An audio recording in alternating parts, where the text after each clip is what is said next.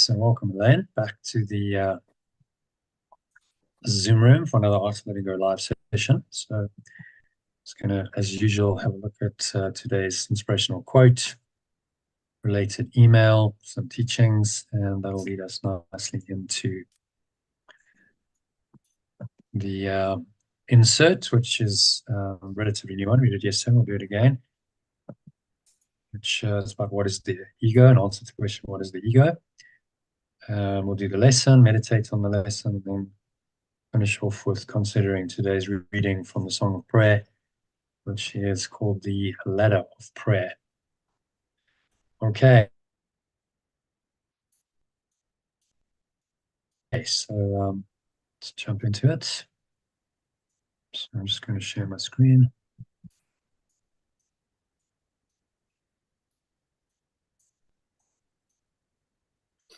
All right, so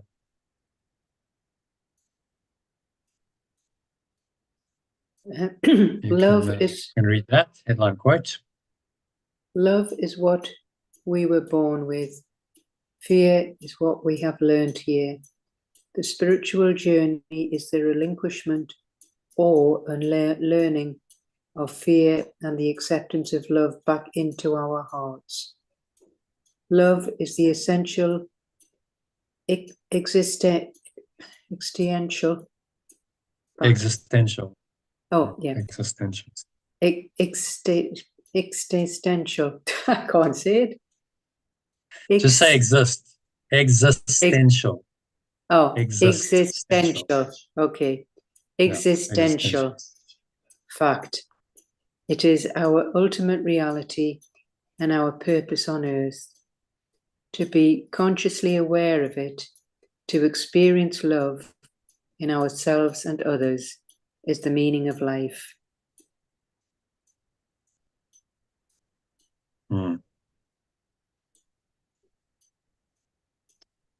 Okay, so this is a quote from Return to Love, book by Marianne Williamson, who's one of the best-known teachers of Course in Miracles in the world. She wrote the book Return to Love, Reflections on the Principles of A Course in Miracles.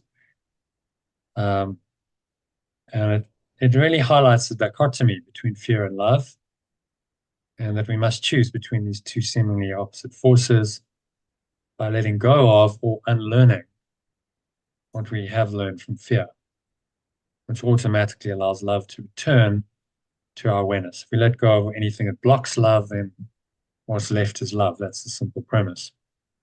So the formula for experiencing divine or unconditional love consistently is really very simple. Step one, you must train your mind to become increasingly aware of any fear. And fear is any form of ego.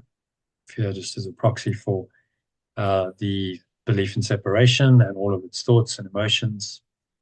And step two is to then let it go. Let go of any form of fear that you become aware of. And as I say here, fear is a general term Yeshua uses in Course in Miracles to refer to any negative.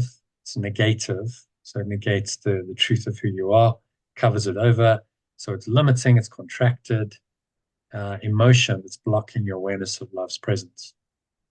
So you may well be asking yourself exactly how you cultivate the awareness that's required for step one and release the toxic thoughts and emotions in step two.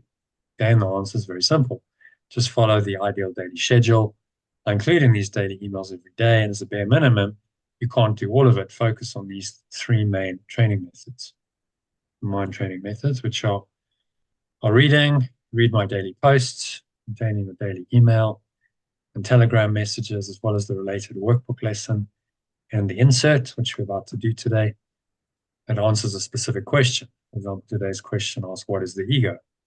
And in their original and translated forms, in the document to which I provide a link in these messages. So if you click on any of these links, it will open up the correct document, which is today's lesson, 332. So you can read it, and then embedded in here is the introduction. So that gives an overview of what we're trying to achieve in the second part of the workbook, and then it goes into what is the ego, and then finally into the lesson. So that's there every day. Every day you got that on Telegram as well as on email. Okay, so the second key spiritual practice is meditation. So taking longer meditations and also short breath breaks. Shorter breath breaks frequently in between meditations, ideally every hour, to help you contemplate and apply the ideas in the Course in Miracles workbook to your daily life.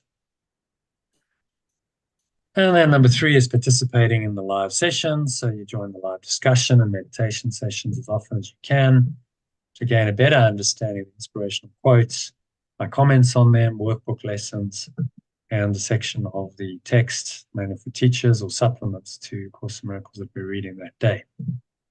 So today we're covering section 2 of the Song of Prayer supplement. So to help you use the first training method right now, read and reflect again on today's quote, a few paragraphs I've written above, today's related workbook lesson and insert 12, and that's what we're going to do in our session. So if you can't do it yourself, then join a live session to cover all this stuff. Or you get to do it a second time if you've already done it this morning, second time in the day. All right, so that preps us quite nicely for today's, not that one, we want lesson 332. Let's have a look at the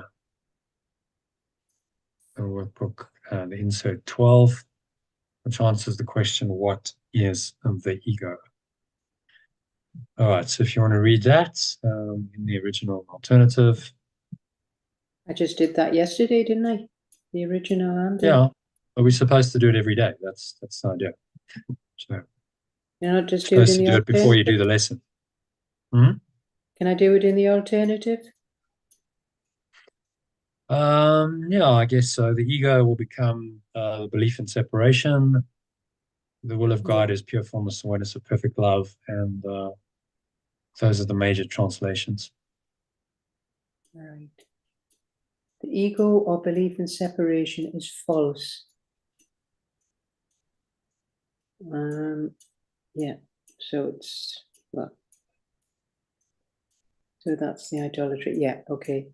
And the sign of a limited and separated self, born in a body, doomed to suffer and to end its life in death. It is the will that perceives the pure formless awareness of perfect love, or in that case, God, as enemy and takes a form in which it is denied.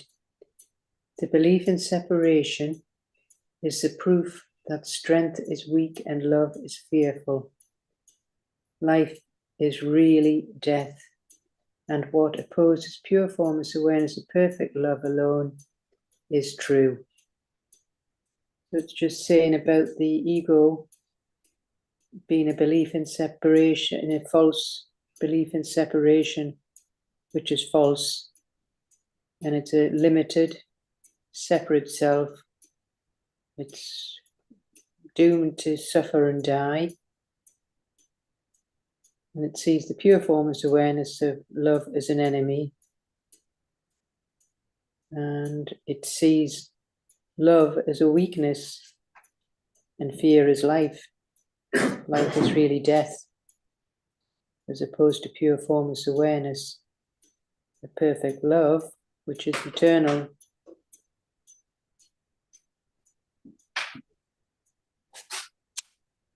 Yeah. So it's just the opposite of truth. Everything's inverted, everything's upside down. And it seems to prove that strength is weak, love is fearful, life is really death. What opposes pure formless awareness of perfect love alone is true. And that's what this world is designed to do. It's a projection of a thought system that is intent on proving that. And of course, that's why we have the world we do, because it's designed to prove the ego's point. Yes, you are separate. You are frail. You are vulnerable. Ultimately, you are going to suffer and die. The world is there to prove that to you. So that's why the world is the way it is. It's set up by the ego to try and convince you that it's correct and the pure formless awareness of perfect love is nowhere. Okay? So that's the ego's story. That's what it is. That's what it does. He's naming it very clearly. So anyone who says, well, the ego is kind of okay, you can kind of manage your ego, and you need some ego to live in the world, and blah, blah, blah. You've probably heard those kinds of teachings before. From, sometimes actually quite otherwise enlightened. I've heard it from the likes of Byron Katie, Eckhart Tolle. Like, no, Yeshua is very clear. The ego is just idolatry. It's completely false. There is no value in the ego whatsoever. Because if you give it any value, then you give it reality. And then you have to accept not just a little bit of it, you have to accept all of it, because it's a complete thought system that usurps and replaces spirit, the Holy Spirit. So it's a kind of an all or nothing deal. You accept it entirely or not at all. That's what Yeshua is trying to teach us.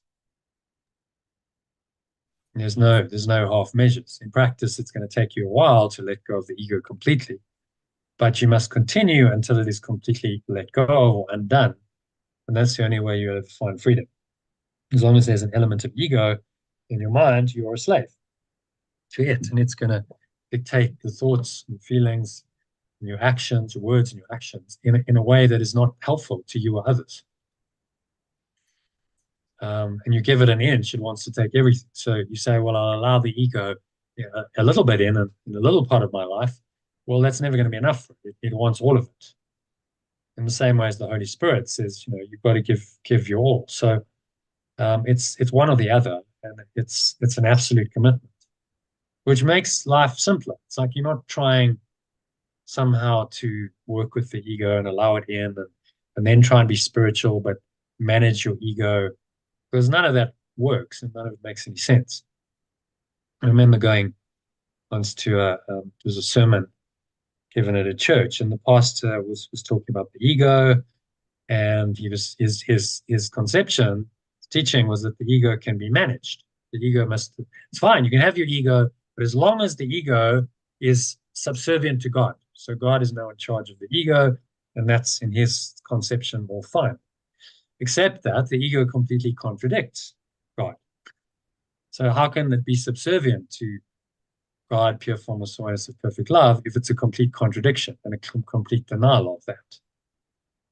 That's clearly, it can't be, can it? You can't imagine you had an employee, and the employee is never going to do what you tell them to do. In fact, the employee is always going to do exactly the opposite of what you tell them to do. How's that employment relationship going to go? Not very well, is it? The employee is not going to last more than a few days. Because it's like, well, I hired you. You're supposed to, follow some kind of instructions, and everything I say, you do the opposite. So there's no basis for any kind of relationship there.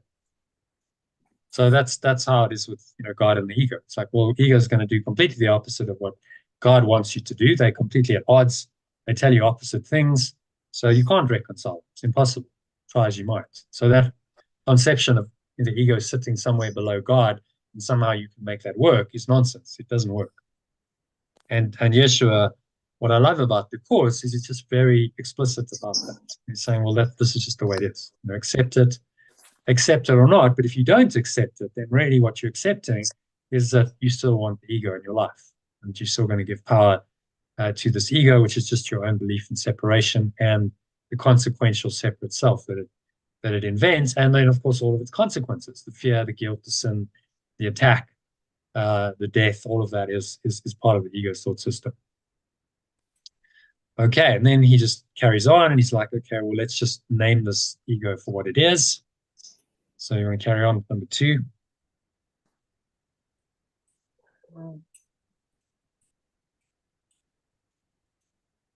Where am I? Number 3.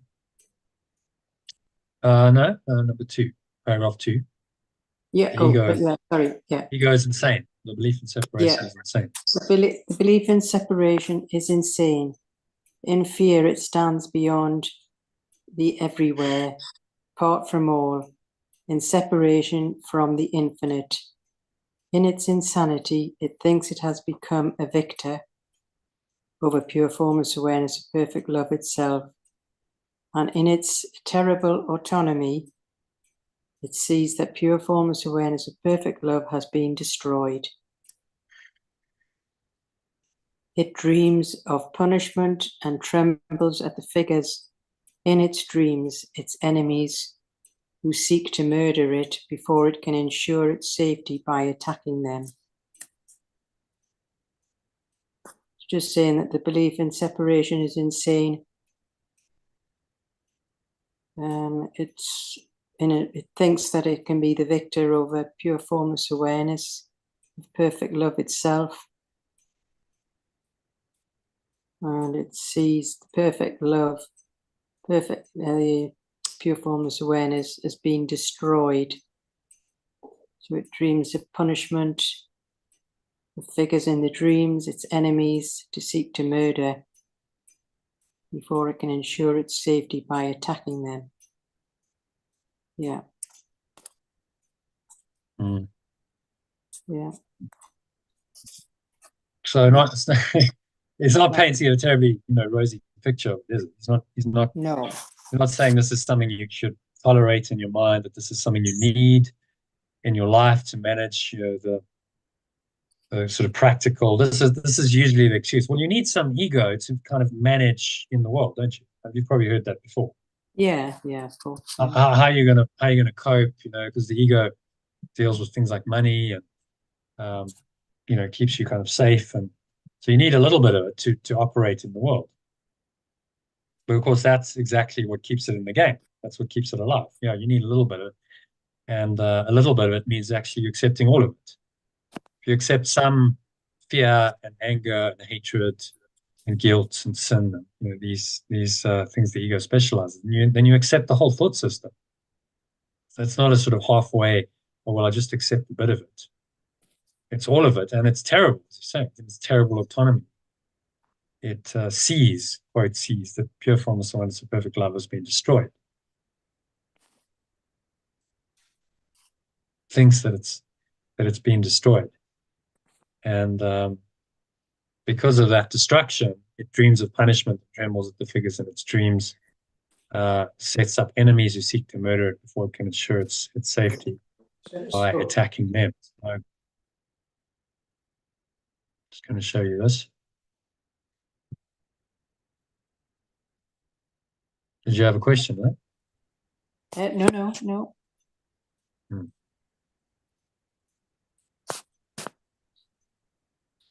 All right, so where are we? 12 pathways, descent into hell. Okay. Ego consciousness, belief in separation.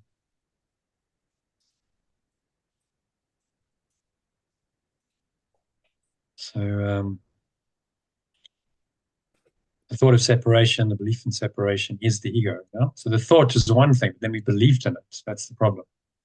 And that belief creates a whole cascade of different levels now of this belief. So you've got the individuality, you believe you're a separate person, and you must then believe that you've destroyed oneness.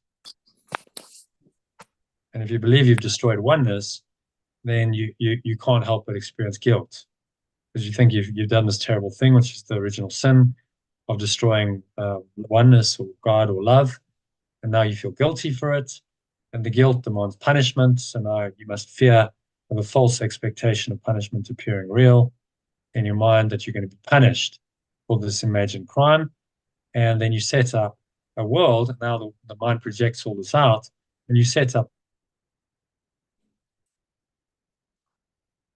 a world that seems to be very just being. The ego fundamentally believes that it's guilty and it deserves to be punished. So just existing as an individual self means that you're sinful and you're guilty and you deserve to be punished. And that's why guilt and sin and fear, and then the consequence of all of that is attack. You project that all out. You attack others, you accuse, you blame, you attack them. as he's saying here, which is murder, and then you fear that they're going to do the same to you. And so it becomes a game of defense and attack. And the ego says, well, whoever attacks first and hardest is going to win. So therefore, attack keeps you safe. When it absolutely doesn't, because the more you attack, the more likely you are to be attacked. It feeds back, and then you see in the mirror your own reflection that's attacking you. So it's just to realize, how this all works, how the ego works, and really that's what the Course is training us to see.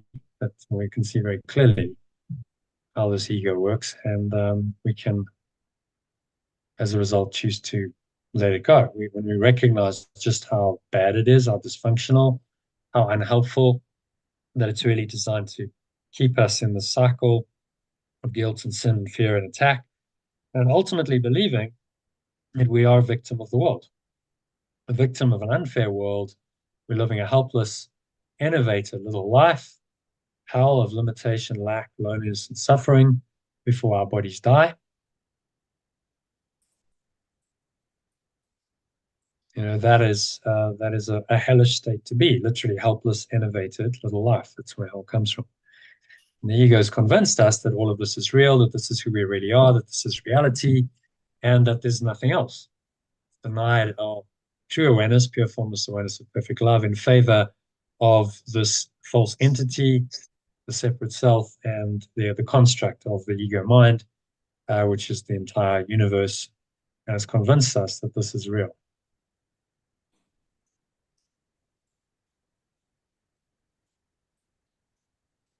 Okay, so that lays out the egoic thought system quite well, and helps us understand it, which is a big part of the Course's teaching. And you need to understand this in order to be able to let it go. Yeah. Because if you don't get it, and you think, no, well, the ego's all right, and it's just making some noise, but it can be managed, and I can kind of accept that the ego is just always going to be there. Well, of course, that's a belief the ego sponsors eagerly, because it's going to maintain its existence that way. It's like this weed in your garden that's going to grow and spread and propagate until you uproot it. And you need to uproot every one. This is what Yeshua's saying. Don't leave one weed standing in the garden, because if you leave one, then it will propagate. That one will propagate, and it will become many again, because that's the nature of it. All right. So, any other thoughts on number 2? It's clear, yes, that we need to see the monster. Need to see it exactly for what it is. We need to be very honest, see it for what it is, and then once you see the awful horror of it, that it really is just the thought system of guilt, sin, fear, attack, murder, and death.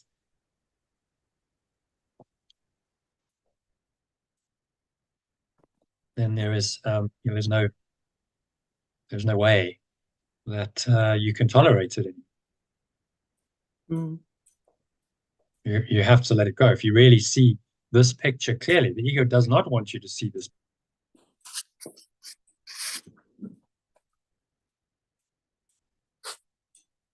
You just see it as a movie. Clearly at all. Yes. Yeah, just see it just as a movie. Yeah, it's just a bad dream. We got lost in this nightmare of an idea of separation, which we believed. Because we believed it in our minds are powerful, we've miscreated an entire reality to go with that belief. But fortunately, the Holy Spirit tells us none of it's true. The way out of it is to simply see that every aspect of it, every part of it, every projection, everything you see in the world, it's all false, because it's coming from the one false idea. The idea of separation is a false idea. So everything that comes from that must also be false. Even though it seems to be there and it seems to be true, that seeming is the illusion. It's not really there.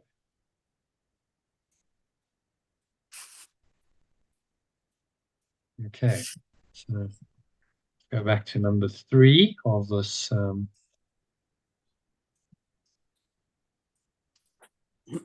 On this The, teaching, inserts on what is the ego.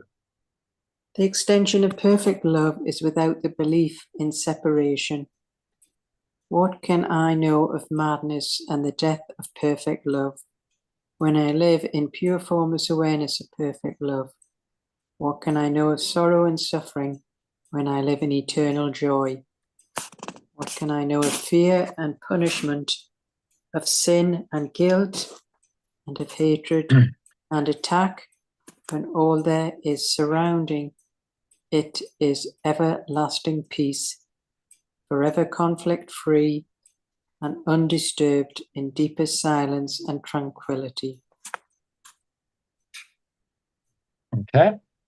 So, Summary of that. well, the extension of perfect love is without this belief in separation. And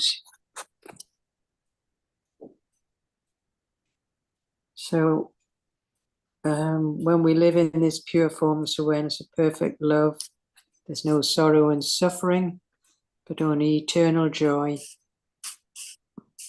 It doesn't know anything of fear and punishment, guilt, and all the hatred.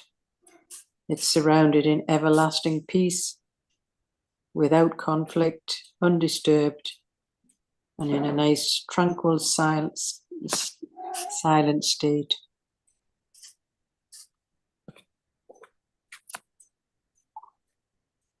So we need to question this ego state. Yeah. So the antidote. So you notice how he works. He tells you about the ego, and then he says, well, actually, this is what you really are. You don't really have the belief in separation. It's just madness. What can you know of the death of God when you live in eternal joy? When your joy, your true awareness is joyful and it's forever, how can you know of death? And fear and punishment and sin and guilt and hatred and attack and everything that we had a look at in this diagram, everything the ego's miscreated. How can you know of that if you're just pure formless awareness of perfect love?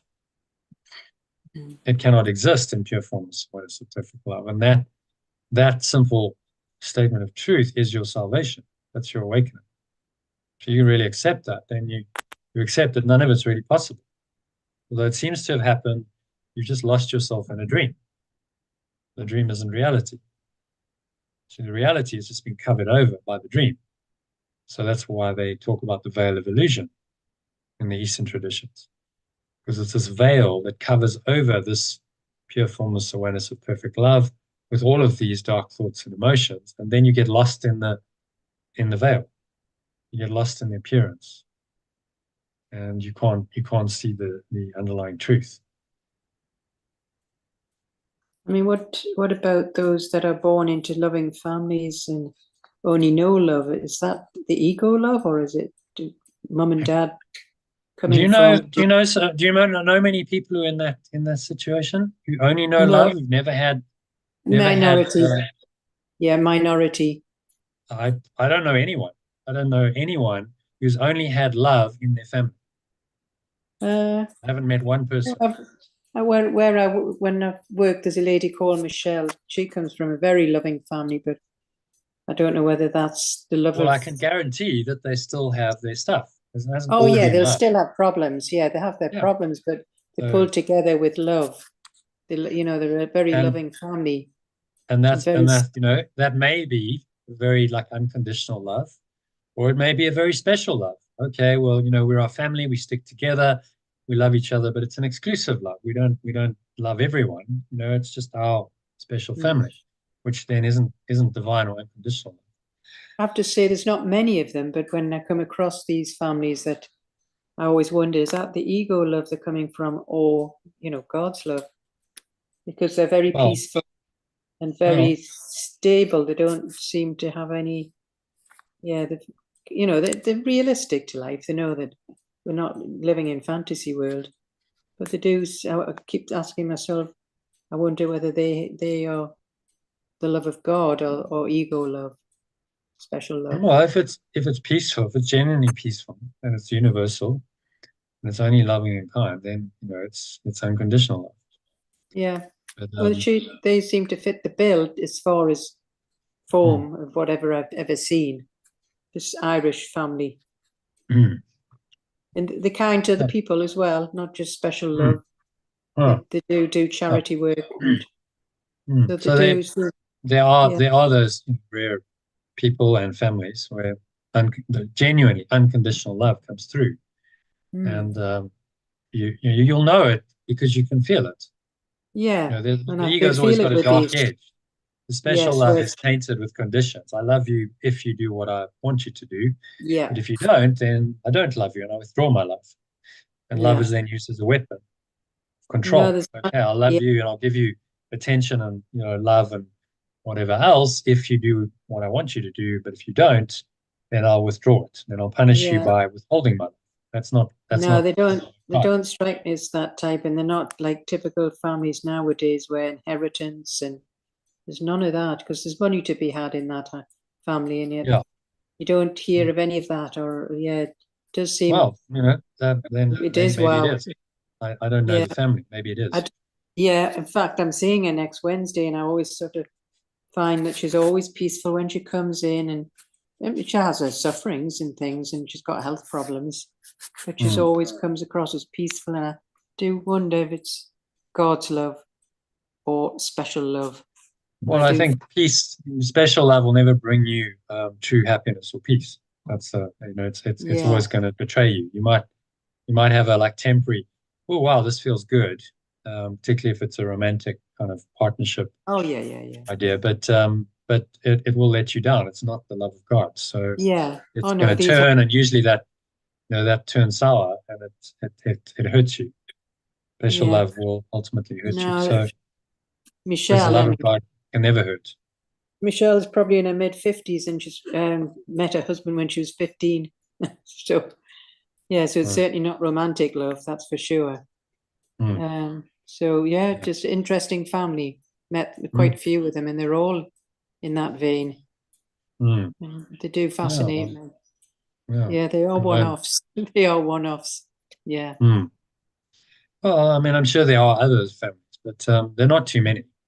No, it's the More often in minority. this world, you find Dysfunctional. the dysfunction of the ego, and the special relationships, and the Yeah. manipulation, and the abuse that goes with that. And none of that is love at all. That's only the ego No. does that in the name of love. So, well, I love you. I'm doing this because I love you. And then the person hurts you, punishes you. It's like no, they don't really love you. It's No. special love, which is used as a weapon of control and manipulation. Special love is just attachment. Special love is I need you for my selfish purposes. So you better Mm. do what I want you to do so that you can meet my selfish needs. That's special love. Oh And then we yeah, yeah. dress it up as, oh, but you don't love me because you didn't do what I wanted you. No, that's not love at all. True love, Oh yeah. unconditional love says, I don't have any desires or needs. I don't expect anything from you Love, and because that's it. God's love. Yeah. I'm whole and complete as I am, and so are you. And I recognize that that's the truth. And so, why do I need anything specific or special from you? Mm. It's not very rare. It's not an easy love to live in this world because No. inevitably in relationships, you're like, well, hang on, there's got to be some, according to the ego anyway, some expectations, some boundaries, some rules. You do Mm. this, I do that. You can't just do whatever you like, conditions. But unconditional love transcends that and says, no, I genuinely see you as you are, genuinely love you. I feel that. Mm. And it doesn't really matter what you do, the level of form, I still feel that. It doesn't mean you might not have a conversation if someone's done something that was clearly wrong, unethical, hurtful. Mm. That's okay. Well, perhaps we need to look at this, but it doesn't change the love that you feel for them. Yeah. Yeah. That's very rare. That's Oh then yeah, you yeah. have Well, that's why she sticks out. This lady. mm, On odd occasions I've seen it before, but very rare. Yeah, it's not mm, often. So yeah, it does feel as though it's more of an unconditional love rather yeah, than thinking yeah. about what they can get. Yeah, yeah, And yeah, unconditional means exactly that. There are no conditions. So I yeah. don't set up conditions for my life. Oh, I'll love you if you do this and you do this. And if you don't do this or this, then I won't love I you. won't love That's you. Yeah, completely I know. conditional Yeah, yeah. love and based on expectation and desires of the ego. And, I think that, this is how it should be, and this is what you need to do to meet my needs. And all of it leads to manipulation and control and abuse. It's not a pretty show, really. It's just the No. ego playing itself out. Whereas the unconditional says, no, you are pure formless awareness of perfect love. So am I. I see only that in you, no matter what you do. It doesn't mean you're a doormat. You don't address things if they need to be addressed. But fundamentally, you see that person as the Christ. You go, you So are perfect, you're whole, you're complete. And I still see that even if you don't know that yourself, even if there's a dysfunction playing out in your behavior, I can see through that illusion. I can see what you are, really. Yeah. In truth. Which is what unconditional love does. And if someone really feels that from someone else, then unconditional love just melts away the ego. It's like they can't sustain in that field of unconditional love, which is why the ego doesn't like it. And so we spend a lot of time denying unconditional, saying, no, actually, I'm going to run away from this. That which would free me and which I really yearn for, my soul, my spirit, my ego runs away from. It says, no, no, no, you don't want unconditional love. You want special love. Run towards special love, which will always have the tainted aspects of guilt and sin and fear and attack in it. Not initially, maybe.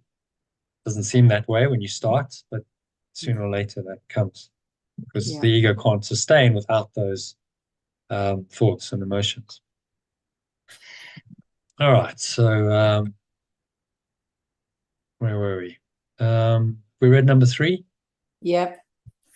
Yes. What can I know of madness and the death of perfect love?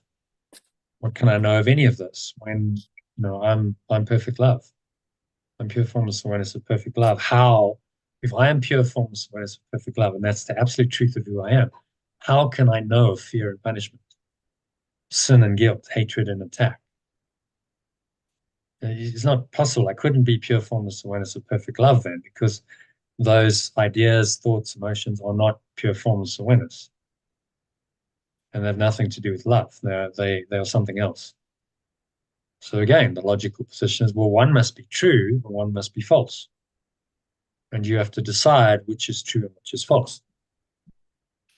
Should be a no-brainer, really. Like, well, who in their right mind would want fear and punishment and sin and guilt and hatred and attack and sickness and death and on and on, all the ego's Pandora's box of horrors?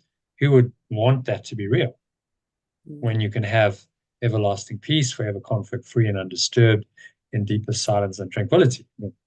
Surely it's a no-brainer. Why would you even hesitate?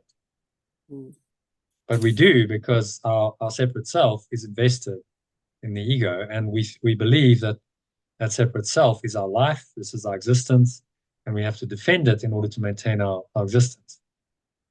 And the undoing of this, which would also free us from fear and punishment and sin and guilt and hatred and attack and sickness and death, the undoing of that then becomes threatening. The ego says, no, you don't want everlasting peace. You don't want eternity and infinity. You don't want pure formless awareness of perfect love. So run back into whatever, egoic state you're in. Run back to your special relationships that are abusive. Run back to your addictions, your paranoia, your pathologies, your sickness, ultimately your death. Run to that, because that's going to keep you safe from pure formless awareness of perfect love, which is going to destroy you. This is what the ego tells you. And too often we believe it.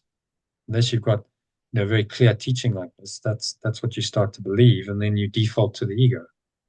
And of course, you can never get out of it.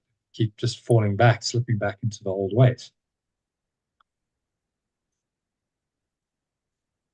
That's why we need to, continuously practice and just keep reminding ourselves, no, I really don't want this ego, because it is betraying me, and I will never find peace. I will never find the happiness and peace and love and joy that I yearn for in this thought system. It's not possible to have love and peace and joy in the ego's thought system, because it is the denial of those things. It exists because it's denied those states. So it's one or the other. So then he moves to number 4 and he says, to know this, to know reality is not to see the belief in separation and its thoughts and its works and all of its acts and its laws and its beliefs, its dreams, its hopes, its plans for its freedom, salvation, and the cost belief in it entails. You don't see any of that. Just overlook it. Because if you see that and you make it real, then you will suffer. So suffering the price for faith is so immense. Crucifixion, the extension of perfect love, is offered daily at its darkest shrine, i.e., we suffer and we die. People suffer and die all the time in this world. The blood must flow before the altar where sickly followers prepare to die. So we're all ultimately going to die, and we die on the altar of the ego, because this belief system makes us eventually die. So it's a pretty grim picture he's painting. This is one of those stick lessons. It's saying, this is what it is. Let's just really be honest about it. Let's really look at it. Because if you're that honest, then the awakening will happen. Because what other choice do you have? Do you really want this belief in separation with all it entails? All of the pain and the suffering, the sickness, the death inevitably will come from this belief. Or are you willing to let it all go? Say, okay, I'm done with this. Because I don't want to suffer anymore. I really don't want to suffer. I don't want to die repeatedly. I'm done with this whole human experience. I don't need to be human.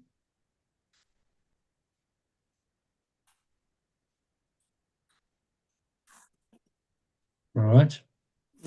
Yeah. I've kind of read that one, so unless you want to read it as well. Do you want to read it? To know reality is not to see the belief in separation and its thoughts, its works, its acts, its laws, and its beliefs, its dreams, its hopes, its plans for its freedom, and the cost belief in it entails.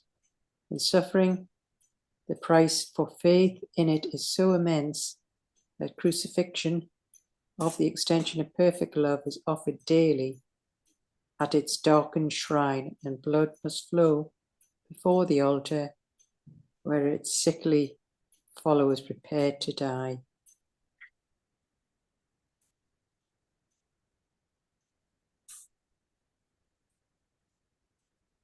Yeah. So any other thoughts on that? Well, it's quite clear if you want to continue in the belief in separation, then you've got all this horror to go with it. Time to change one your lily life. of forgiveness, change the darkness into light. So he never leaves us there. Just like, okay, let's really be honest.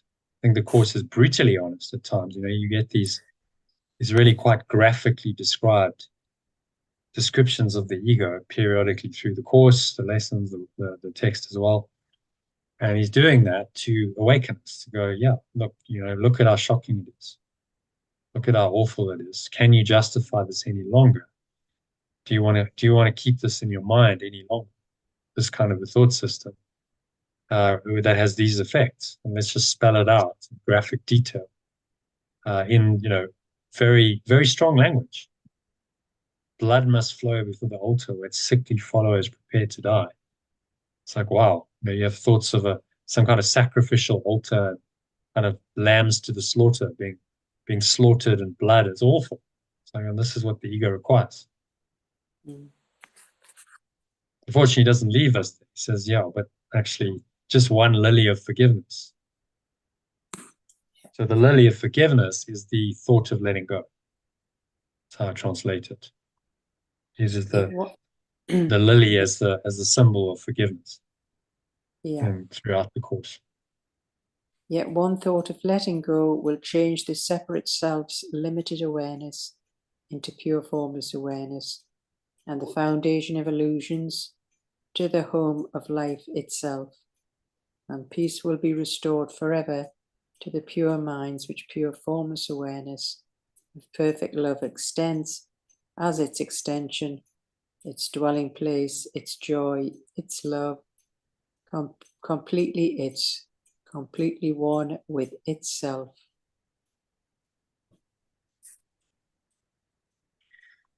Yeah, so what's he saying there?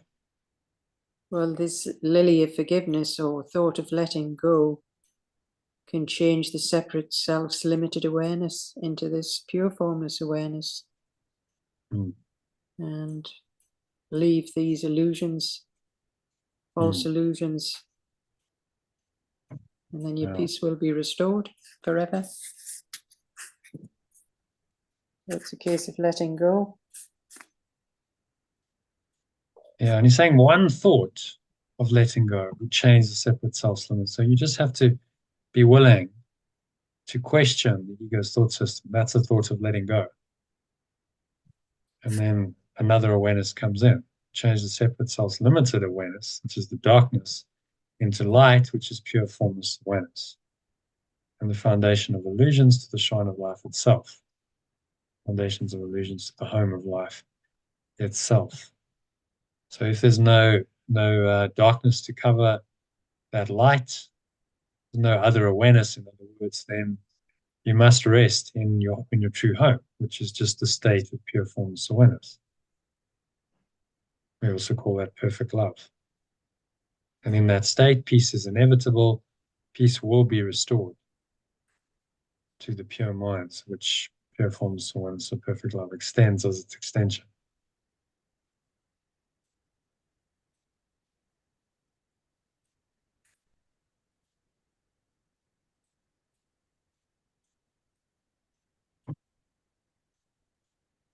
Okay, it's joy, it's love, it's completely one with itself.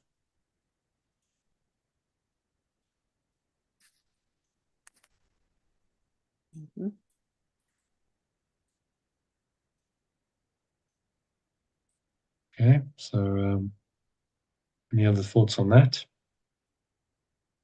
I know it's quite clear. Just he doesn't mince his word. Like it's very clear. You know, so the ego is out. He's saying the ego is not something you want. You must let go of it.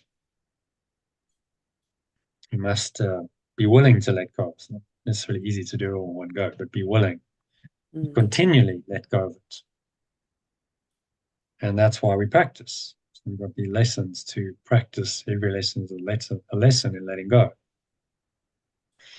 Okay, so prepares us nicely for today's lesson. 332 we're on to. So fear binds the world and forgiveness sets it free. If you want to read that in the original and the alternative. Fear binds the world. Forgiveness sets it free. Fear imprisons the world. My letting go sets it free. Yeah. So binds, imprisons, and forgiveness is translated as letting go. And I put in my letting go. Take responsibility. And when I let go, I set it free. My letting go sets it free. And then lovely image of the lone goldfish going from the bowl and taking a jump into much bigger bowl, which is empty. You know, clear, spacious awareness. Really, that's what that symbolizes. As the one who says, "Okay, no, I'm done. You know whatever's going on here. This is very limiting, and I can see another reality beyond, and I'm willing to make the leap." So that that lone fish taking the jump is the hero. That's the hero taking the hero's journey. Going, well, I'm going to go outside of the fishbowl in the known world.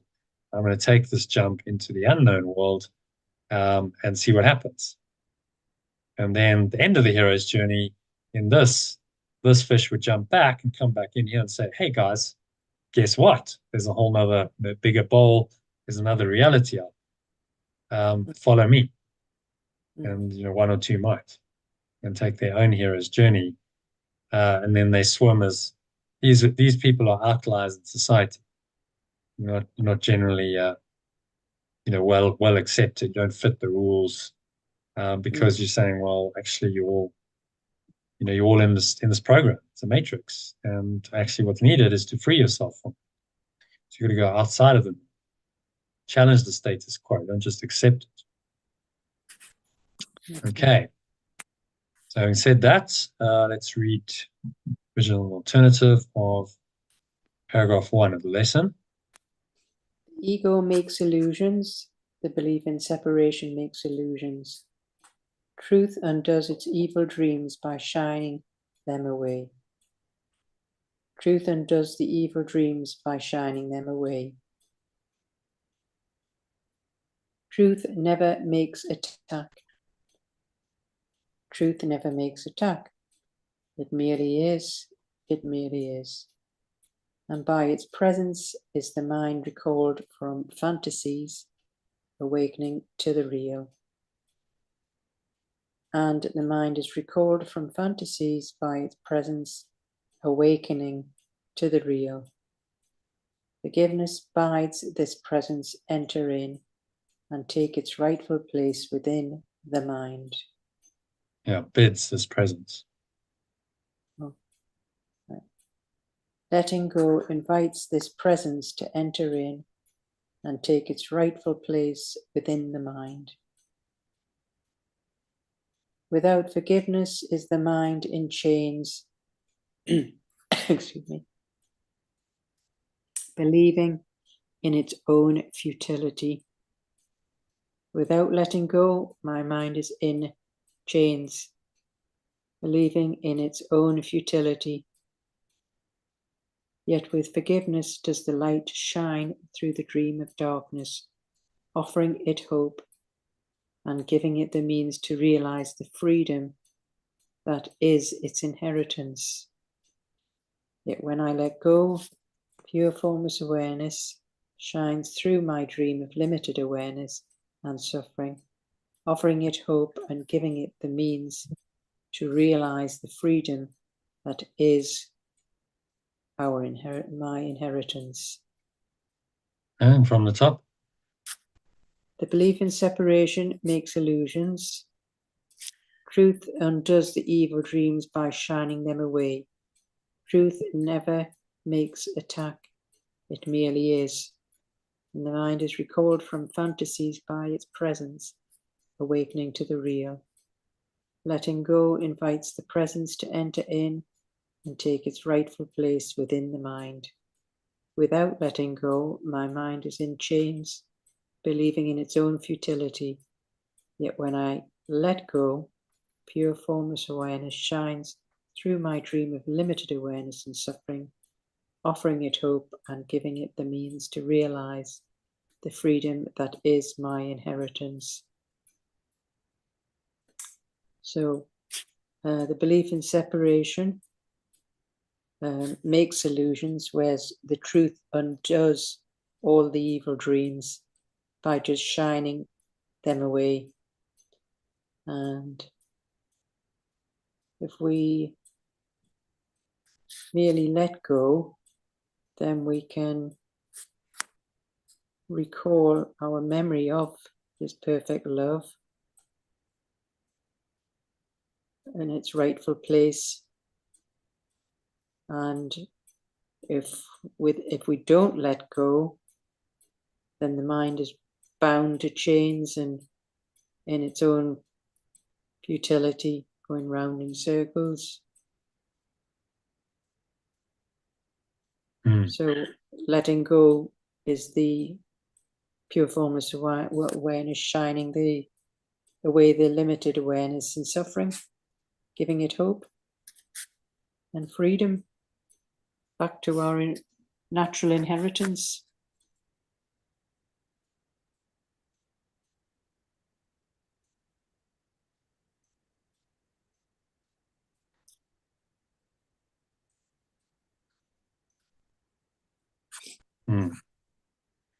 Giving it the means to realize that the freedom that is my inheritance.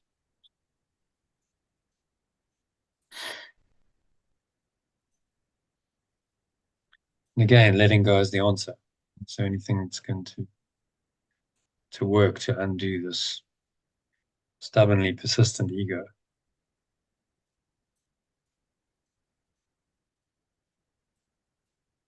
And I let go the awareness that I always and have always been shines through.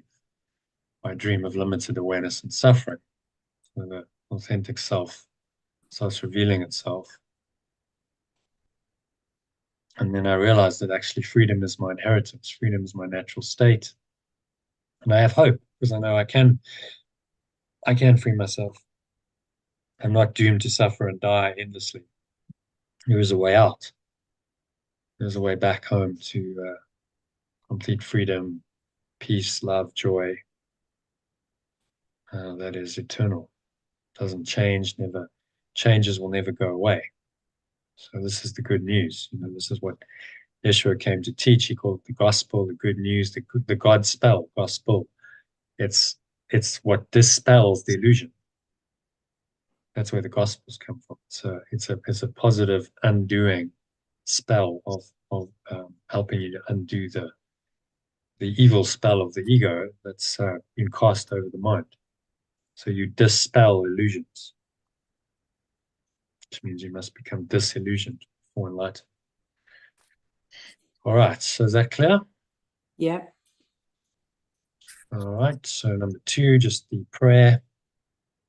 We would not bind the world again today. I choose not to imprison the world again today. Fear holds it prisoner. Fear holds it prisoner. And yet your love has given us the means to set it free. And yet your love has been given me the means to set it free. Father, we would release it now. My source, I choose to release it now. For as we offer freedom, it is given us. For as I offer freedom, it is given to me. And we would not remain as prisoners while you are holding freedom out to us.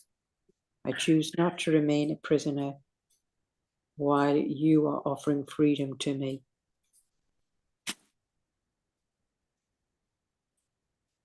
It's just saying that we can choose to not be imprisoned by the world because the fear is holding us prisoner. And yet the love is given us to set us free from our source. So we can choose to release that now and choose not to stay a prisoner.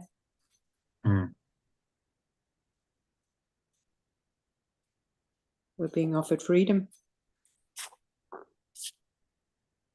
Yeah. Now. Mm-hmm. Yeah.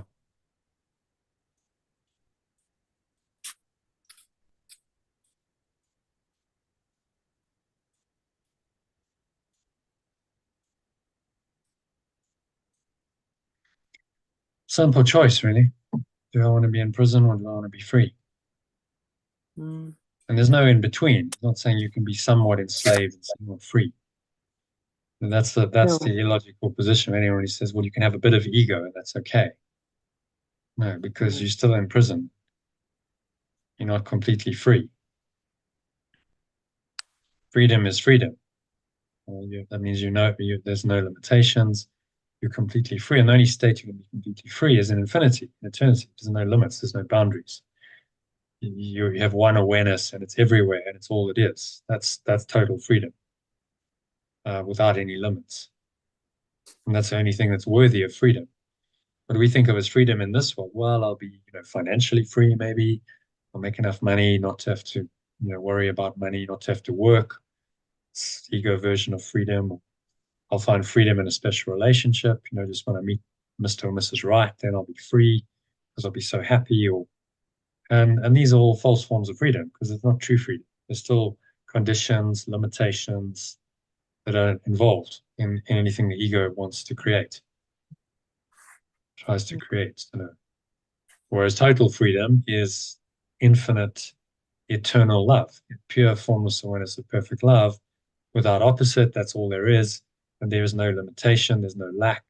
There's no block, no limit at all in that. It's complete, whole freedom, and that's he's saying, look, go for that, because that's the only thing worthy of the word freedom. That's the only state of mind which you're truly free. Everything else is just a version of prison. It might be a gilded prison. It might look like a nice prison for a while, but it's still a prison. Ultimately, you're still going to die.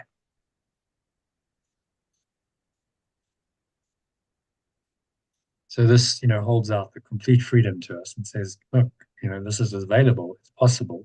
In fact, it's your true nature. It's your true reality. So go for it.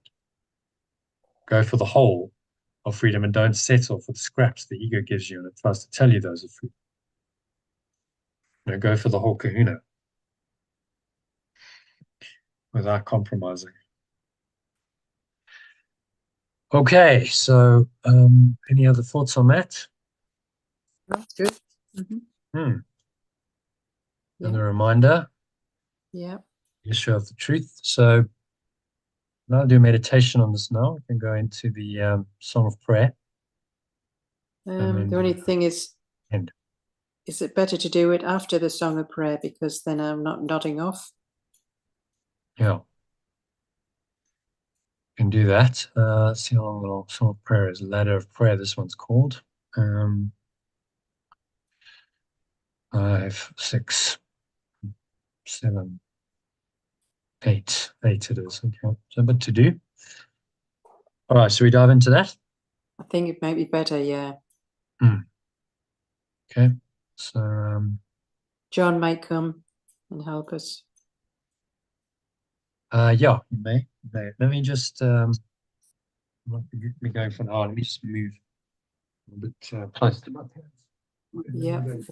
Half an hour or something. So do you want to just take a 2-minute break, Yeah, it's a good idea. Yeah. All right. Okay, see you in 2 minutes. Yeah.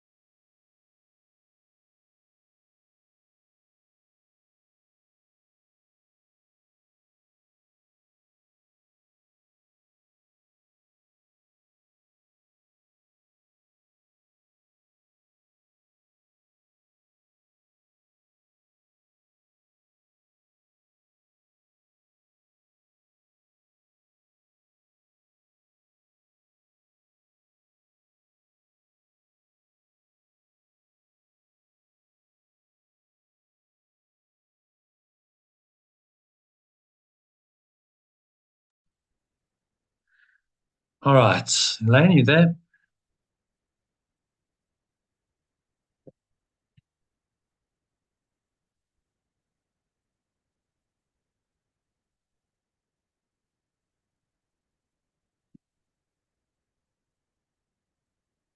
Elaine, are you there?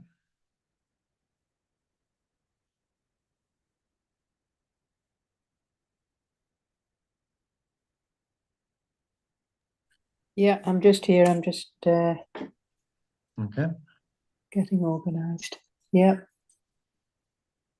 All right, so this one is section 2 of the Yeah. Song of Prayer, which is called the Ladder of Prayer. So we'll see why he calls it the Ladder of Prayer. 8 paragraphs, so you want to read that in the original and the alternative, line by line, please. Prayer has no beginning and no end. Prayer has no beginning and no end. It is a part of life. It is a part of life, but it does change in form and grow with learning until it reaches its formless state and fuses into total communication with God. But it does change in form and grow with learning until it reaches its formless state and fuses into total communication with pure formless awareness of perfect love. In its asking form, it need not and often does not make appeal to God or even involve belief in Him. In its asking form, it need not and often does not make appeal to pure formless awareness of perfect love or even involve belief in it. At these levels of prayer is merely wanting out of a sense of scarcity and lack.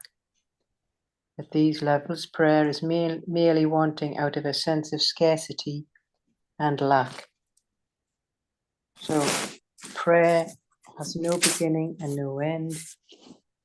It is a part of life, but it does change in form and grow with learning until it reaches its formless state and fuses into total communication with pure formless awareness of perfect love.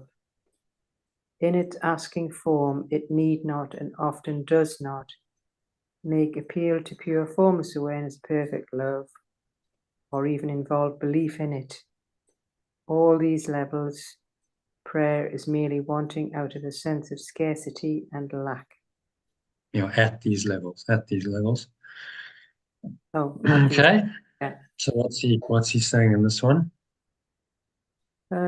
Well, prayer is a part of life and there's no beginning and no end, but it can change its form and grow into this pure, this formless state and communicates with the pure formless awareness of perfect love.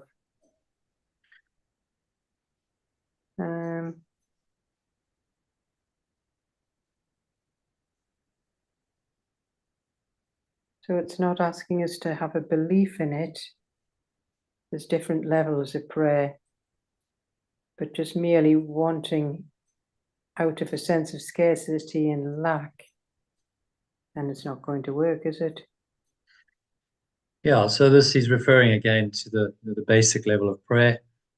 So what most people understand as prayer, I think I'm missing something, lacking something, wanting something, needing something, and I think prayer, if I pray for it, then I'll get it. So I pray for whatever, for healing.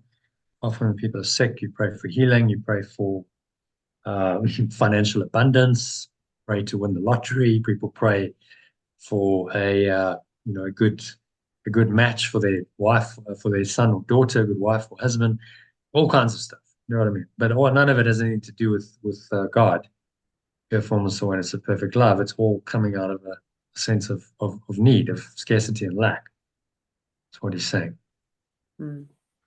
So whereas true prayer is communion with your thoughts, and you pray without ceasing.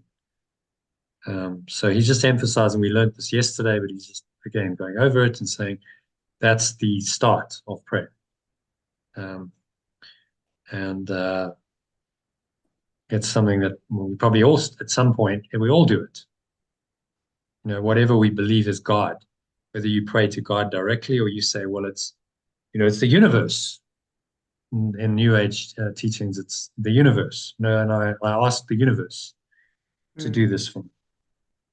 So that becomes your version of God. The universe becomes God, and your attempts to manifest, you ask and you visualize, and do whatever is all forms of a prayer of wanting a sense of scarcity and lack. Okay, so then he goes on to talk about it. Number 2, carry on. These forms of prayer or asking of need always involves feelings of weakness and inadequacy, and could never be made by a son of God who knows who he is.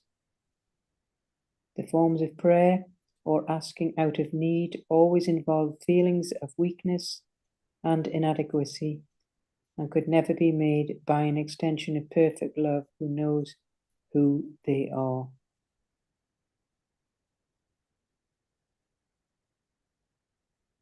No one then who is sure of his identity could pray in these forms.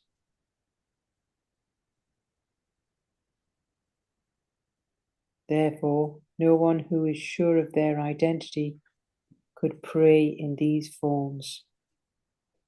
Yet it is also true that no one who is uncertain of his identity can avoid praying in this way. Yet it is also true that no one who is uncertain of their identity can avoid praying in this way. And prayer is as continual as life. And prayer is as continual as life. Everyone prays without ceasing. Everyone prays without ceasing. Ask and you have received, or you have established what is you want. Ask and you have received, or you have established what it is you want. So these forms of, well, it's just saying that these forms of prayer is out of need. It's involving feelings of weakness and inadequacy. And they don't know who they really are. So those who are unsure of their identity and praying in these forms is out of their true self.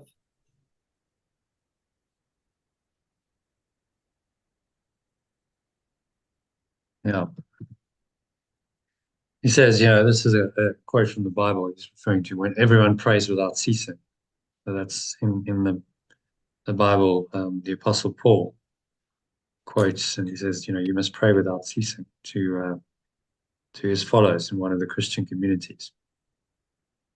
They're saying everyone is actually praying without ceasing because you are asking continually for what you think you want and need. If you're in a state of lack, of neediness, then that is the energy that you communicate to the quantum field. So you're praying without ceasing from that state of subconscious lack, fear. And this is why it's so hard to get out of the ego's program, because it's very deep-seated, it's subconscious. It's not just your conscious thoughts, it's the underlying thoughts, emotions, and the energy that you project or extend out. And that is then what programs the so-called reality, the quantum field, and then that comes back to you. Because that's your energy. It's okay, well, that's your energy, then you're going to get more of that back. If you have an energy of being a victim in this world, then you will get more of that back, because that's what you're putting out. That's what you're saying is my desire. My intention is to be abused by believing in the victim story. And so you then attract that subconsciously. No one consciously says, oh yes, today I think I'll wake up and I'll invite some abuse. But it's what you're doing on the subconscious level. Mm. And so we are praying for the wrong things. Most people are praying without ceasing for continually for the wrong things. And there's no surprise that they show up a lot.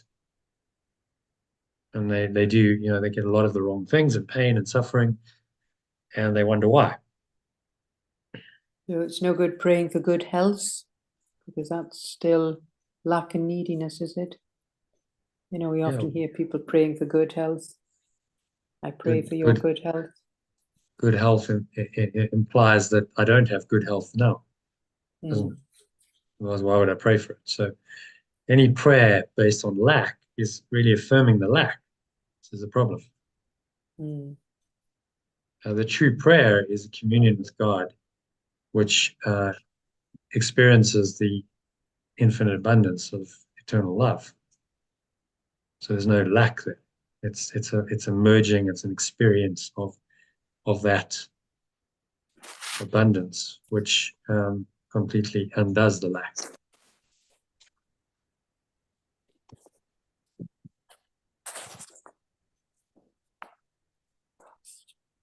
Yeah. So, and he's talking about prayer out of need, how limited that is, and then he says there's a higher form. Next paragraph, you can read that. Possible to reach a higher form of asking out of need. It is also possible to reach a higher form of asking out of need, for in this world of prayer is reparative, and so it must entail levels of learning. It's also possible to reach a higher form of asking out of need, for in this world prayer is reparative, and so it must entail levels of learning. Here the asking may be addressed to God in honest belief, though not yet with understanding. Here the asking may be addressed to pure formless awareness of perfect love in honest belief, though not yet with understanding. A vague and unusually unstable sense of identification has generally been reached, but tends to be blurred by a deep-rooted sense of sin. A vague and unusually unstable sense of identification has generally been reached, but tends to be blurred by a deep-rooted sense of sin.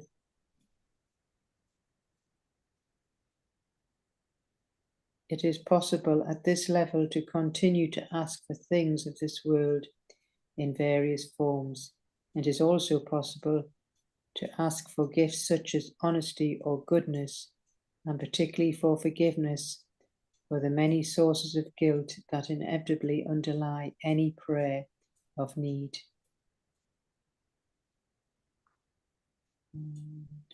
It is possible at this level to continue to ask for things of this world in various forms, and is also possible to ask for gifts such as honesty or goodness, and particularly for letting go for the many sources of guilt that inevitably underlie any prayer of need. Without guilt, there is no scarcity. Without guilt, there is no scarcity. The sinless have no needs. The innocent have no needs. And from the top. From the top. Yeah. It is also possible to reach a higher form of asking out of need. For in this world, prayer is reparative, and so it must entail levels of learning. Here, the asking may be addressed to pure formless awareness of perfect love in honest belief, though not yet with understanding. A vague and unusually unstable sense of identification has generally been reached, but tends to be blurred by a deep-rooted sense of sin. It is possible At this level, excuse me, I've got a frog. At this level, to continue to ask for things of this world in various forms. And it is also possible to ask for gifts such as honesty or goodness, and particularly for letting go for the many sources of guilt that inevitably underlie any prayer of need. Without guilt, there is no scarcity. The innocent have no needs. Okay, so what's he saying in there in summary? We're saying it's possible to reach a higher form of, even if it's an asking out of need in this world, so that we can entail this levels of learning. So the asking may be addressed to pure formless awareness, but yet not yet with understanding. So it's, yeah, there's an unstable sense of identification can be reached or has reached, but tends to be blurred by a deep-rooted sense of sin.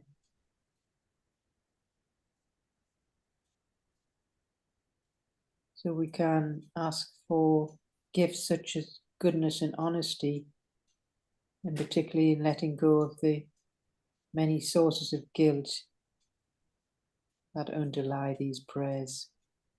But of course, without guilt, there's no scarcity, and then the opposite, innocent, have no needs. So they contradict. Yeah. So this is sort of a higher form of prayer because you're asking for some kind of healing. You're asking for these sort of more not form-based things. So in honest belief, you might pray for forgiveness, you might pray for healing, you might pray to be a better person, and so on. To ask for honesty, to ask to be a good person, so on. Particularly for letting go for the many sources of guilt that inevitably underlie any prayer of need, or letting go of the many sources of guilt. So it's a higher form because you're asking for things that are not material. It's to be a better person, to have a quality that you don't have. But of course, it's still done out of a sense of lack. I'm saying I don't have it. So there's still a guilt in that, and I'm trying to allay the guilt with prayer. He says here, without guilt, there is no scarcity. The innocent have no needs. If you are wholly innocent, you know who you are. There is no need. You don't need to pray for anything because you already are it. And why would you pray for something that you already are? It doesn't make any sense. So this kind of prayer still requires a sense of lack and of disconnection from my source in order to happen. I can only pray for honesty or goodness or whatever if I feel like I'm not perfectly honest or good yet. If I've attained my true awakened state, I realize that I am whole, complete, perfect, and there's nothing else, and I don't need anything. Okay, so then he talks further about this level in number 4. So I'm going to read that. This level. At this level also comes the curious contradiction in terms known as praying for one's enemies. At this level also comes with that curious contradiction in terms known as praying for one's enemies. The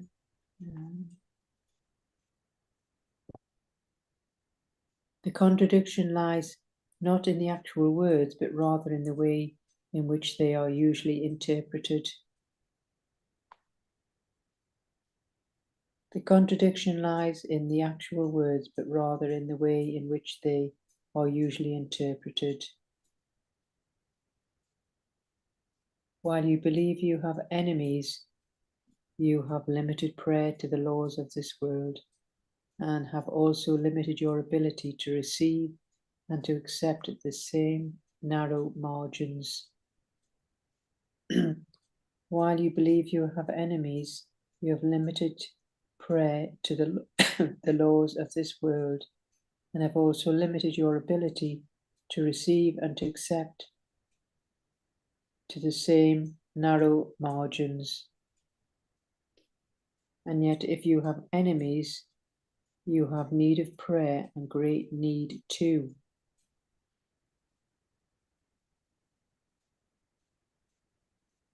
And yet, if you have enemies, you have need of prayer and great need too. What does the phrase really mean? What does the phrase really mean? Pray for yourself that you may not seek to imprison Christ and thereby lose the recognition of your own identity. Pray for yourself that you may not seek to imprison the true self and, I can't see, true self, and thereby lose the recognition of your own identity. Be traitor to no one, or you will be treacherous to yourself. Be traitor to no one, or you will be treacherous to yourself. And then at the top, at this level, also comes that curious contradiction in terms known as praying for one's enemies. The contradiction lies not in the actual words, but rather in the way in which they are usually interpreted. While I believe I have enemies, I have limited prayer to the laws of this world, and have also limited my ability to receive and accept to the same narrow limits. And yet, if I have enemies, I have great need of prayer. What does this phrase really mean? I should pray for myself so that I do not seek to imprison my true self and thereby lose the recognition of my own identity. I must be traitor to no one, or I will be treacherous to myself. Yeah. Okay. What's he saying there? Well, at this level, there's a contradiction in terms. No one is praying for one's enemies. Yeah, so the common Christian thing. You should pray for your enemies. They hate and despise you, but because Jesus in the Bible talks about pray for your enemies. But it's a contradiction in terms, not in the actual words, but rather in the way in which they usually interpret it. So then explains it. So what's he saying then? Well, while we believe we have enemies, we have limited the prayer to the laws of the world and limited our ability to receive and accept in this narrow limits. So if we do have enemies, then we have a greater need for prayer. Yeah. So what does this all mean? Should I pray for myself?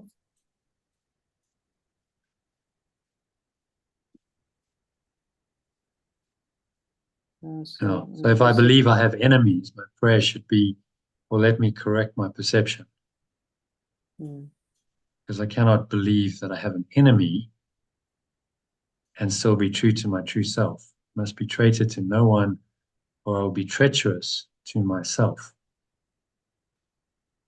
So if I believe that someone is my enemy, I'm seeing them incorrectly. They are my egoic projection. Therefore, I'm confirming my own separation from them. Therefore, I'm being traitor to myself, because there's only really one of us, one self here. So I can't perceive anyone as an enemy and not be treacherous to my own self, my true self. And the ego is very, tempts you to perceive others as your enemies, and this person's against me. And it's a huge temptation. We must remind ourselves that actually, in truth, they are one with me. They're no different at all.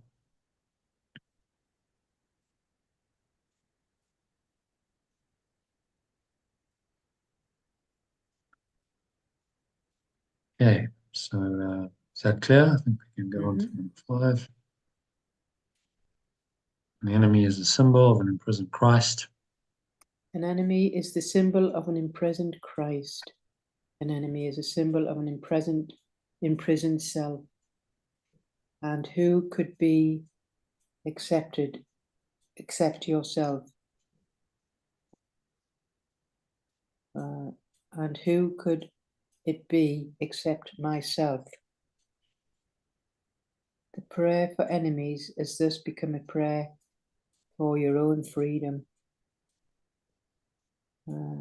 Therefore, praying for my enemies becomes a prayer for my own freedom. Now it is no longer a contradiction in terms. Now it's no longer a contradiction in terms.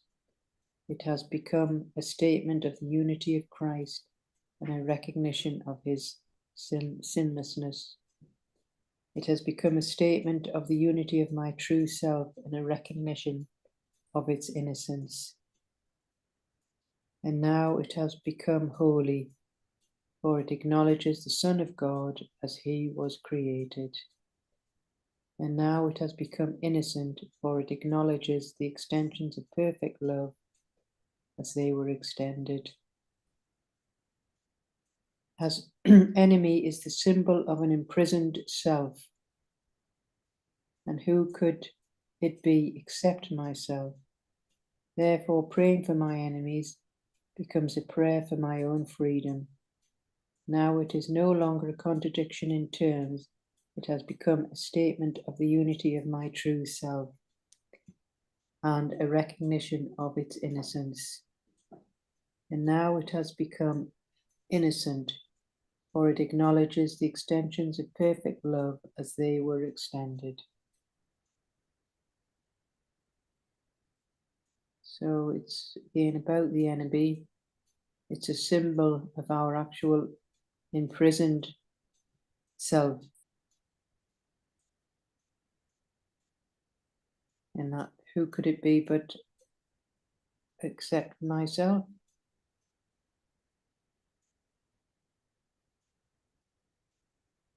So praying for our enemies is actually a prayer to our own freedom. And it's no longer a contradiction. It's become a statement of unity for the true self and the recognition of its innocence. So it's recognizing our extensions as perfect love as they were extended.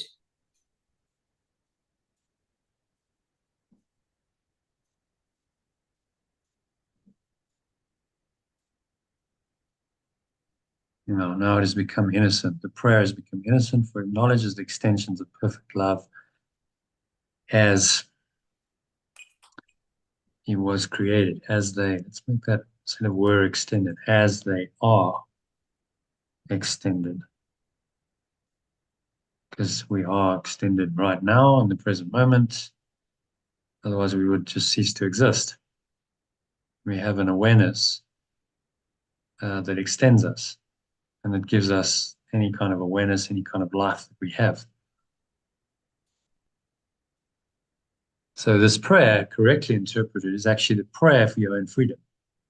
When I pray that I may forgive my enemies, or I pray for my enemies, I'm really praying to correct my perception, heal my own mind, and identify once again with my true self.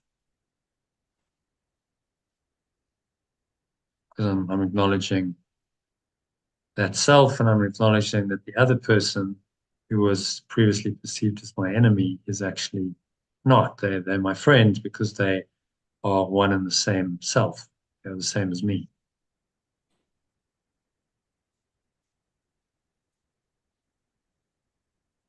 Okay, does that make sense? It does. Just a reinterpretation of pray for the enemy. It all comes down to, again, prayer is letting go. Prayer is letting go of your misperception of an enemy. That's what the true prayer means. So I should pray to be given the strength to let go of my misperception of an enemy. Be able to do that, then that prayer becomes the true prayer of letting go that connects me with my true self, Christ. And now you can see how now that prayer is going up a level, isn't it? You're getting closer and closer to the truth of who you really are, which is why he's talking about levels of prayer in this one. It's the title. Okay. So let's move on to number 6. Let it never be forgotten that prayer at any level is always for yourself. I must never forget that prayer at any level is always for myself. If you unite with anyone in prayer, you make him part of you. If you unite with anyone in prayer, I make them part of me. The enemy is you, as is the Christ. The enemy is me, as is my true self. Before it can become holy, then prayer becomes a choice. Before it can become innocent, then prayer becomes a choice. You do not choose for another. You do not choose for another.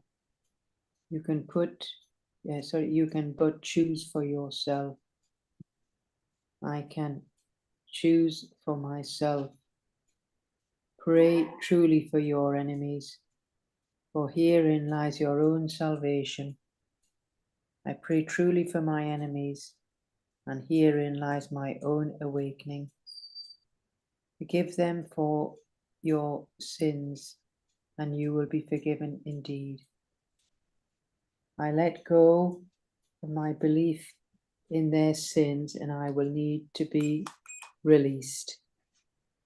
From the top, I must never forget that prayer at any level is always for myself.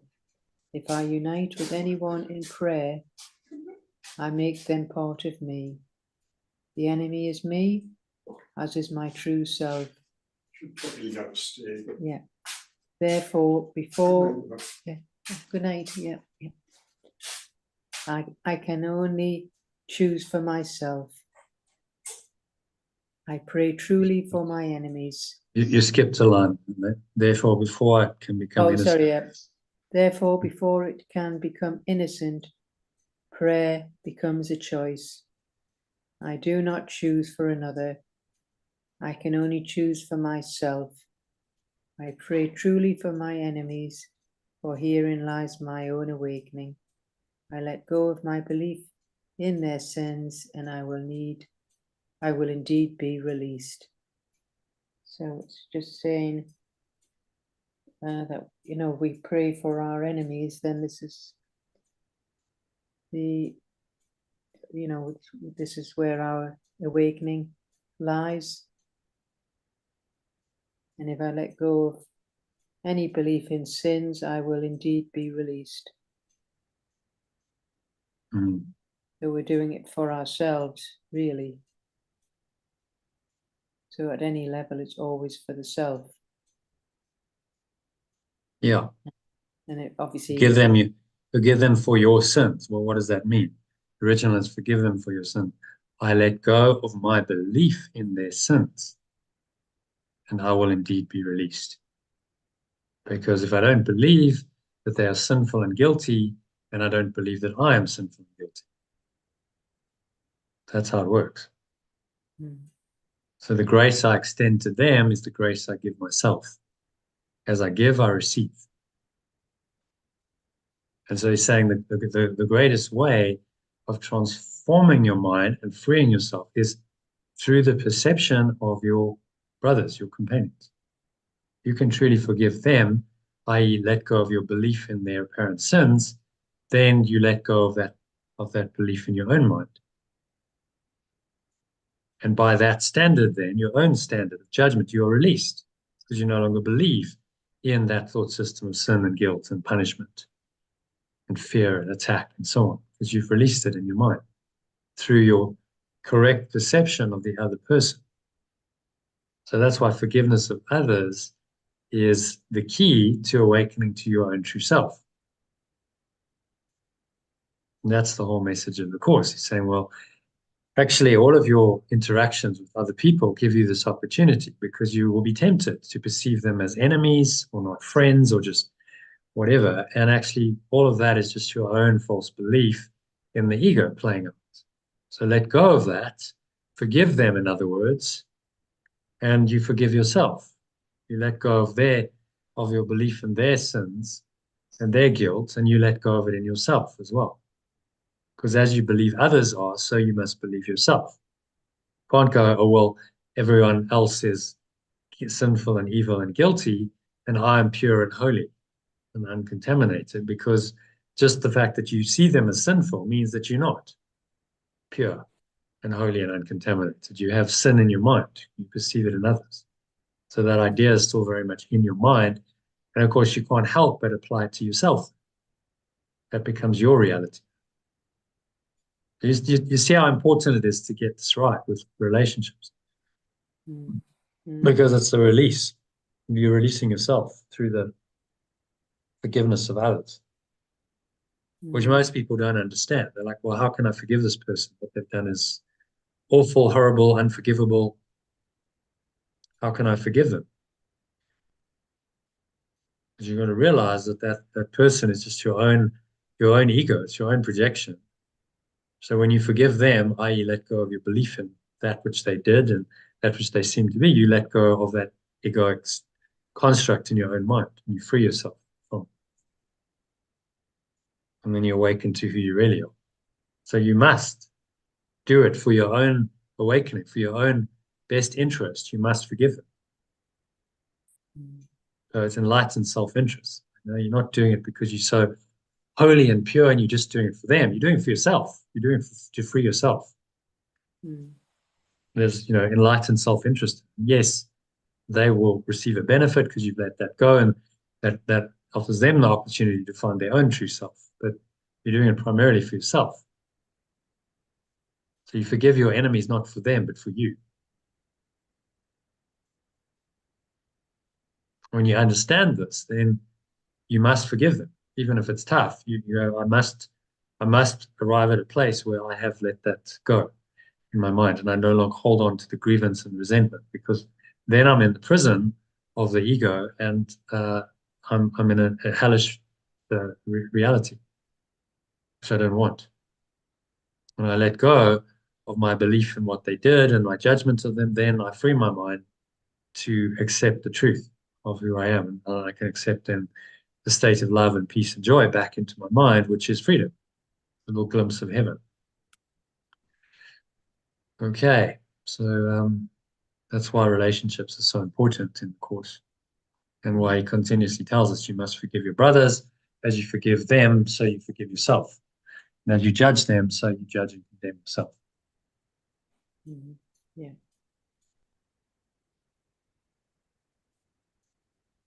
Okay. Prayer is a ladder reaching up to heaven. Prayer is a ladder reaching up to heaven. Prayer is a ladder reaching up to the state of pure formless awareness. At the top, there is transformation much like your own, for prayer is part of you. At the top, there is transformation much like my own, for prayer is part of me. The things of earth are left behind, all unremembered. The things of earth are left behind, all unremembered. And we'll say forgotten, unremembered, or forgotten, or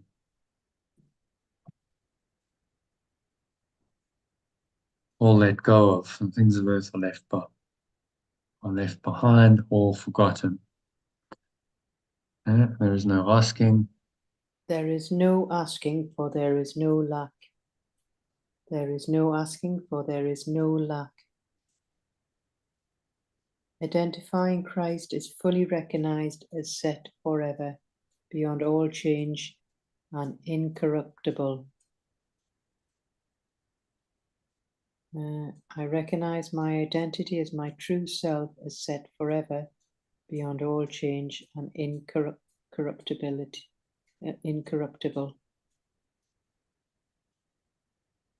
The light no longer flickers and will never go out. The pure formless awareness no longer flickers and will never go out. Now, without needs of any kind, and clad forever in the pure sinlessness that is the gift of God to you, His Son, prayer can again become what it was meant to be.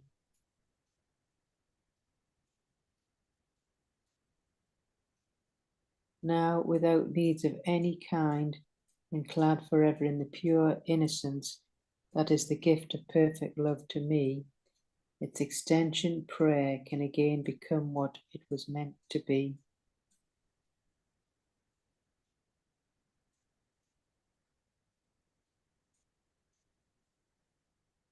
For now rises as a song of thanks to your Creator, sung without words or thoughts or vain desires, unneedful now of anything at all.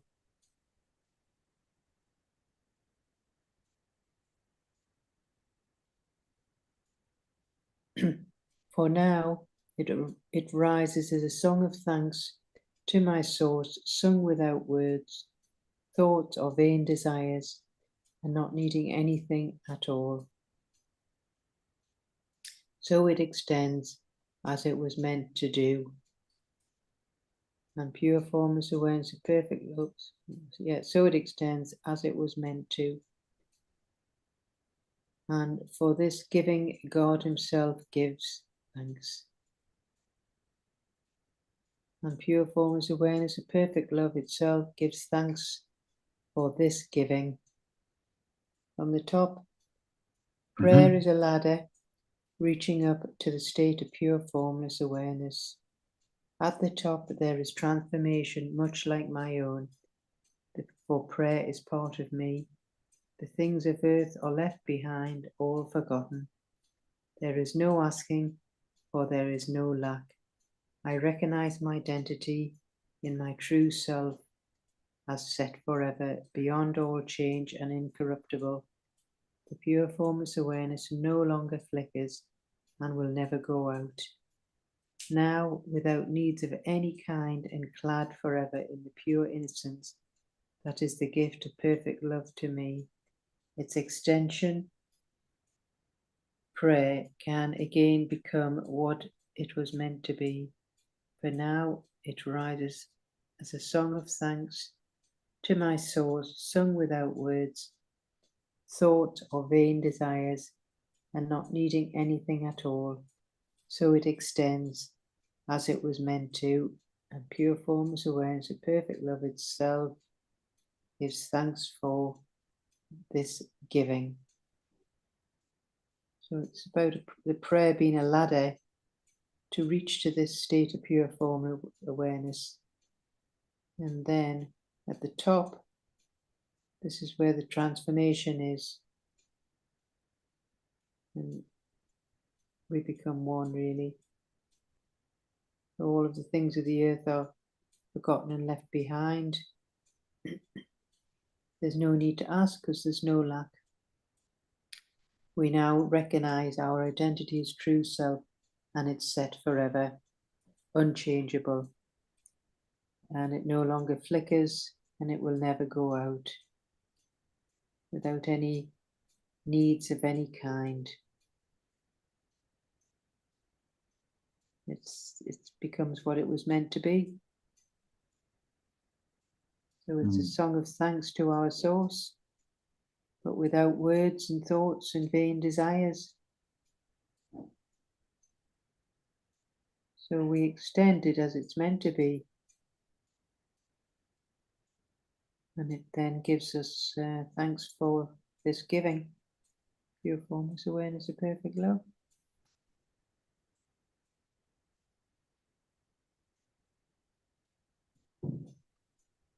Yeah, so this is the highest level of prayer he's talking about, where you merge into the state of pure formless awareness.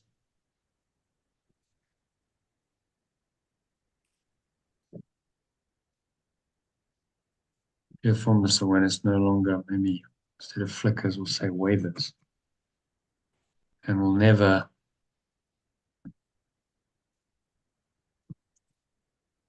be lost.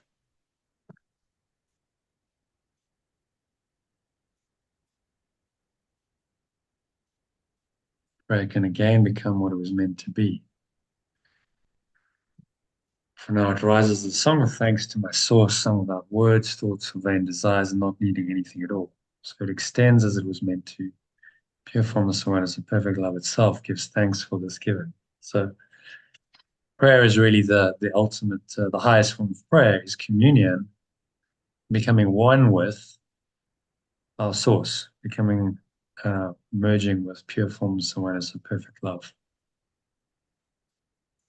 And when we do that, that's the highest form of prayer, which completely unites us with our source, and we disappear. So the highest form of prayer is to disappear into your source, or completely surrender to God, if you put it that way. And so, the highest form of prayer in this world, if you want to express that in words, is not my will, but thy will be done. Translated in our alternative language, that would be not my awareness be present, but your awareness, source's awareness, be always present in my mind. That's the invitation. Not for anything specific in this world, just for this state of pure formless awareness of perfect love to come into your mind and become completely your awareness. And there's no other awareness possible.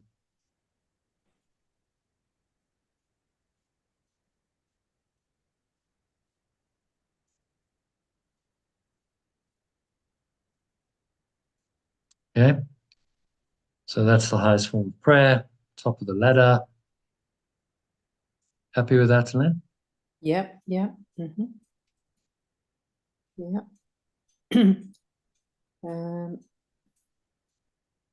God is the goal of every prayer. God is the goal of every prayer, giving it timelessness instead of end. Pure formless awareness of perfect love is the goal of every prayer, giving it timelessness instead of end. Nor has it a beginning because the goal has never changed. Nor has it a beginning because the goal has never changed. Prayer in its earlier forms is an illusion because there is no need for a ladder to reach what one has never left. Prayer in its earlier forms is an illusion because there is no need for a ladder to reach what one has never left. Yet prayer is part of forgiveness as long as forgiveness itself, an illusion, remains unattained. Yet prayer is part of letting go as long as letting go itself, an illusion, remains unattained.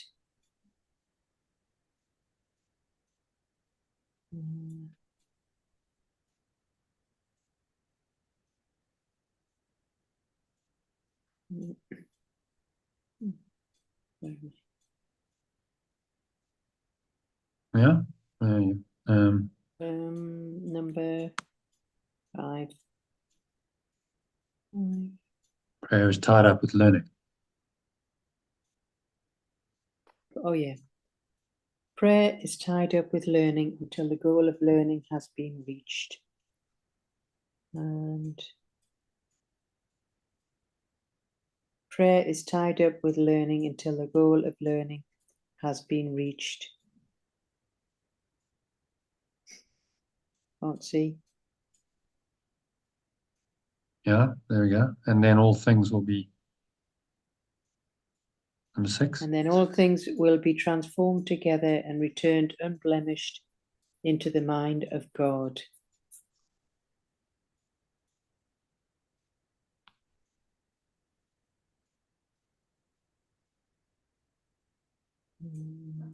And then all things will be transformed together and returned unblemished into the formless, pure formless awareness of perfect love. Being beyond learning, this state cannot be described. Being beyond learning, this state cannot be described. The stage is necessary to its attainment, however, need to be understood. If peace is to be restored to God's Son, who lives now with the illusion of death and the fear of God. However, if peace to be restored to the extension of perfect love, who lives now with the illusion of death and the fear of perfect love, I need to understand the stage is necessary for its attainment. From the top, pure formless awareness of perfect love is the goal of every prayer, giving it timelessness instead of end. Nor does it have a beginning because the goal has never changed. Prayer in its earlier forms is an illusion because there is no need for a ladder to reach what one has never left. Yet prayer is part of a letting go, as long as letting go itself and an illusion remains unattained. Prayer is tied up with learning until the goal of learning has been reached. And then all things will be transformed together and returned unblemished into the pure formless awareness of perfect love. Being beyond learning, this state cannot be described. However, if peace is to be restored to the extension of perfect love, who lives now with the illusion of death and the fear of perfect love, I need to understand the stages necessary for its attainment. Okay, so what's he saying?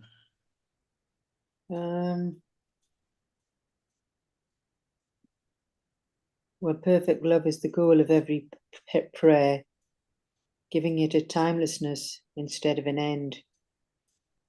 But it doesn't have a beginning either, because it's never changed.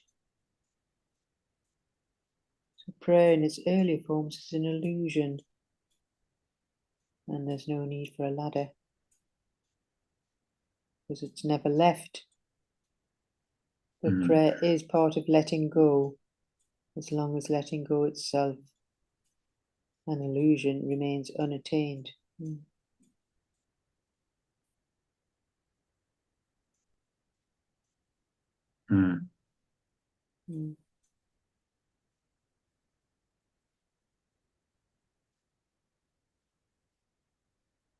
So, the ladder to return, we've come down the ladder. If you want to look at sent into hell, we've come all the way down into the victimhood state, and all this stuff seems to be real. Prayer has these levels because it's part of climbing the ladder back up. At the basic level, if you believe you're a victim, then you have needs. You have needs, you have wants.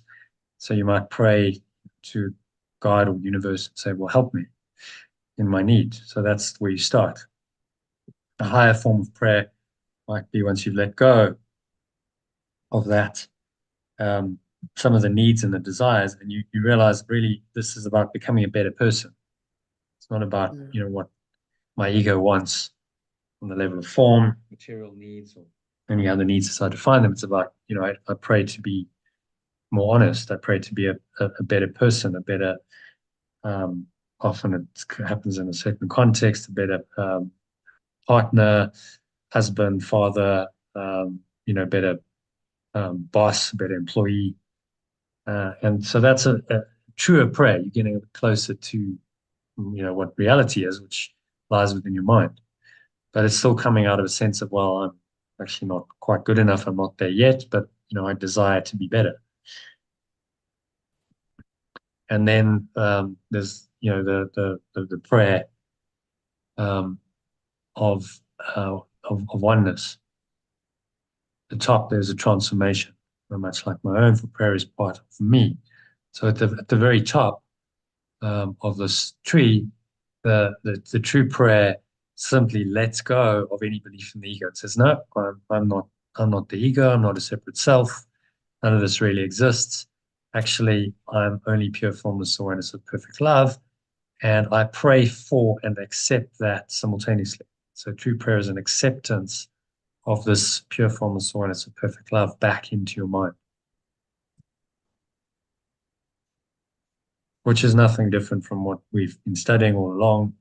That's what letting go does. It just helps you accept this ultimate awareness back into your mind and to let go of the entire ego construct based on the idea of separation. So true prayer at the highest level is the same as communion with God, the same as ultimate surrender, the same as enlightenment, revelation, pure formless awareness of perfect love, whatever you want to call it. It's this top level. True prayer takes you back in to this awareness, pure formless awareness of perfect love. And that's that's the purest form of prayer.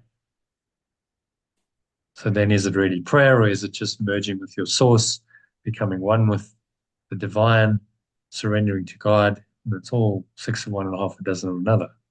It's the same thing. At that level, it becomes purely experiential, however you want to describe it.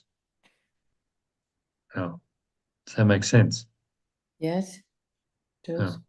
So the true prayer is just to merge back in to pure formless awareness of perfect love. That's the highest level of prayer. But there's, many levels below that. So, well, you pray for stuff that you think you need in the dream. So that's a start, maybe, because you're at least acknowledging something else other than just, what's in front of you. Saying, well, it's possible to change it, but I'm still in desire. And then the prayer to be a better person would be a prayer to start becoming more holy, more like your true self, more Christ-like. So that starts to change your perception, starts to raise you up.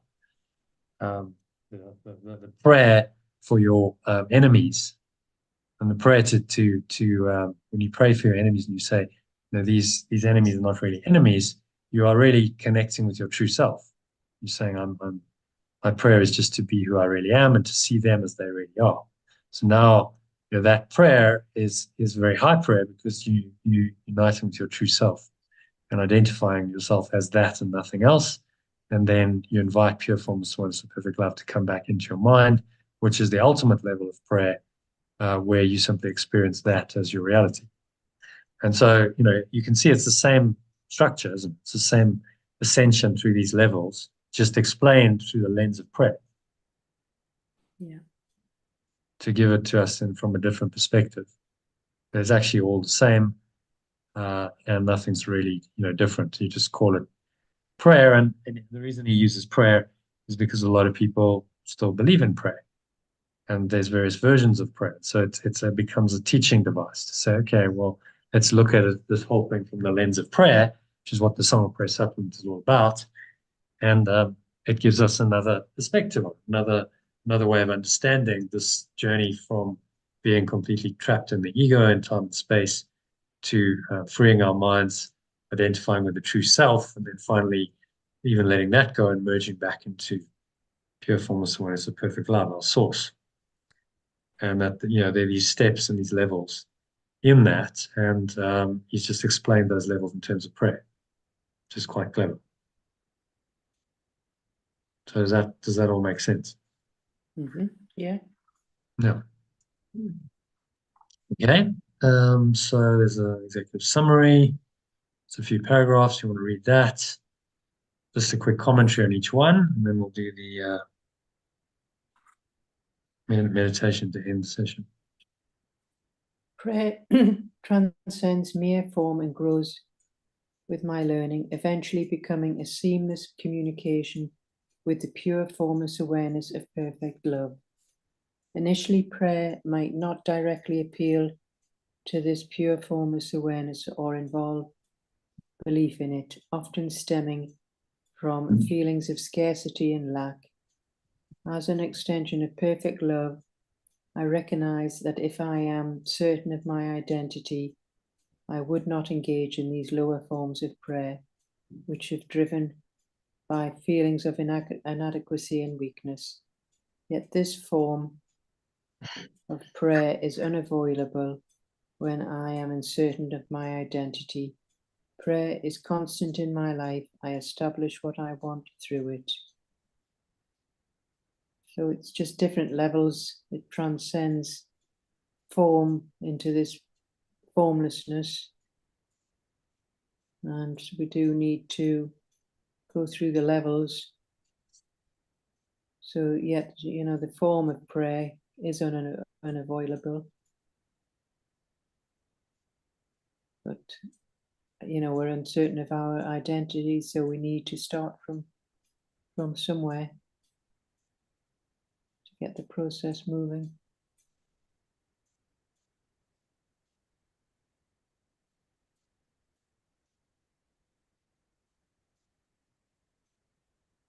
At a higher level, prayer still involves asking out of need.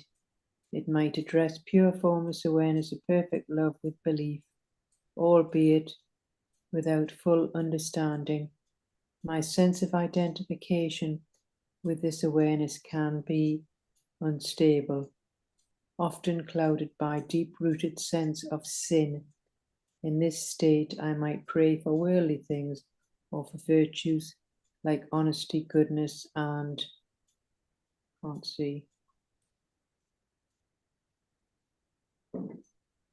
particularly for letting go of the guilt underlying my prayers. Without guilt, I understand there is no scarcity, and as innocent, I have no needs. So Yeah, so what's he saying there? So higher levels of prayer still involves asking out of need.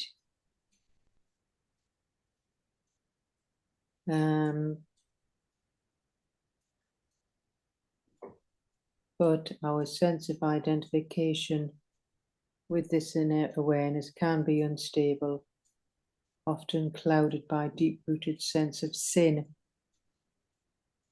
But we can ask for virtues like honesty and goodness by letting go of the guilt underlying these prayers. Without guilt, there is no scarcity.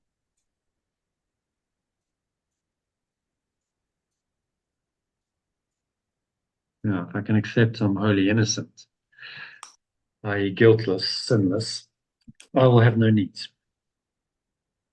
The need comes because I think I've separated from my source. As soon as I think I've separated from my source, then I feel lacking. And then I have this illusion of needs.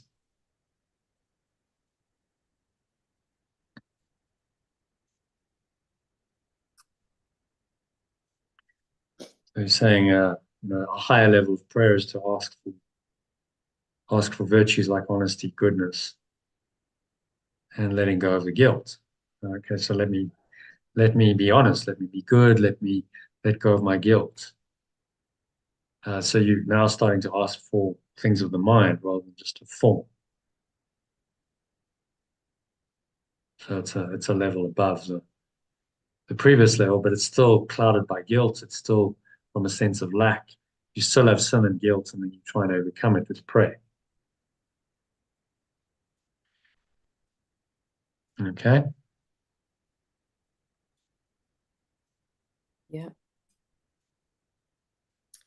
The concept of praying for my enemies reflects on my own need for freedom. It means not to imprison my true self and maintain my identity.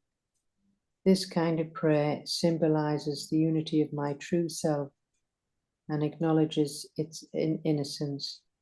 Transforming it into something innocent and acknowledging the extension of perfect love as created. So the praying for our enemies reflects our own need for freedom. They go hand in hand. Mm. So it means don't, because this otherwise is going to imprison our true self. So it's symbolizing the unity of true self and acknowledging all our innocence. Yeah. So we're encouraged to make sure that we pray for our enemies so that we are free.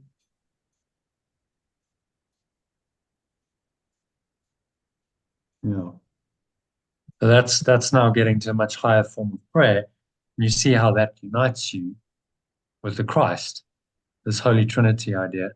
As you go up and you start praying for your enemies, that you realize I'm actually just praying to let go of my own belief in sin and guilt and in enemies. So I'm identifying myself in the prayer with the true self, which is a necessary precursor to pure formless awareness of perfect love, which is the highest level of prayer.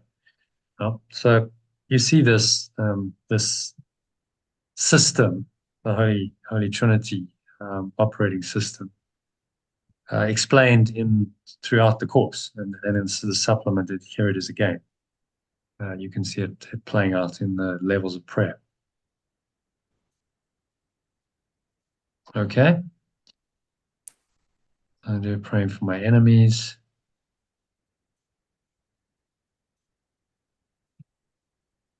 Prayer is ultimately for myself.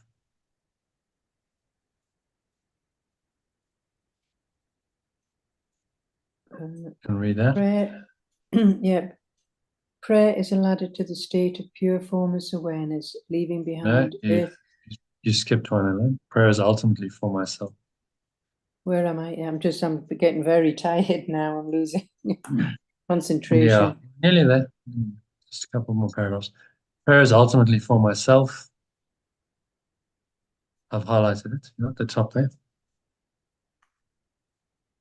Prayer is ultimately for myself, and by you uniting with anyone in prayer, I make them part of me. My enemies and my true self are one and the same. Praying for my enemies is integral to my own awakening. By letting go of my belief in their sins, I am released. That's what he's saying there. I'll let you explain it. As I say, I'm getting very tired now. Yeah. So I'm really just praying for myself. If I pray for my enemies, I'm praying to let go of my misperceptions and recognize my true self. And my enemies and my true self are one and the same. And I'm praying that I see that, and I can perceive that. Praying for my enemies is integral to my own awakening. By letting go of my belief in their sins, I am released. Because I'm really denying that sin exists. I can let it go in them. It's very tempting to judge others. Go, oh, you're the sinful, guilty one. That's the ego's program. But if I can deny that that's true, then I'm released. I'm released from my own belief in sin and guilt. So praying for my enemies means that ultimately I'm letting go of my own belief in my guilt and my sin. And that helps restore my mind to the true self, and via that to pure formless awareness of perfect love. So it's a much higher form of prayer. We're starting really to get to the crux of the matter, which is to undo separation. The lower forms, you're still quite far away from that. Praying for your enemies is directly a letting go of your own separate self. Okay, the next one, prayer is a ladder to the state of. Prayer is a ladder to the state of pure formless awareness, leaving behind earthly concerns in the presence of my true self. There is no lack, and pure formless awareness never fades. Clad in the innocence given by pure formless awareness of perfect love, my prayer becomes a formless expression of gratitude. needing nothing, and extending as intended in this state of giving. Pure formless awareness of perfect love itself gives thanks. Wow. So it's emerging. I'm grateful for what I am, that I become what I am in true prayer. And it's a prayer of gratitude. Is the highest form of prayer. Yes, thank you for what I am, the source, for creating me as I am. And the state of giving, pure formless awareness of perfect love itself gives thanks to me. So that's the highest state of prayer that takes you back into pure formless awareness of perfect love. Okay, and then he just reiterates that in the last paragraph, the goal of every prayer. The goal of every prayer is the pure formless awareness of perfect love, giving it an eternal nature without beginning or end. Earlier forms of prayer are illusory, not requiring a ladder to reach what was never left. Prayer is part of the process of letting go until the goal of learning is reached, transforming all things and returning them unblemished to pure formless awareness of perfect love. This state, which is beyond learning, cannot be described, but understanding the stages of its attainment is crucial for restoring peace to the extension of perfect love, who currently lives with the illusion of death and the fear of perfect love.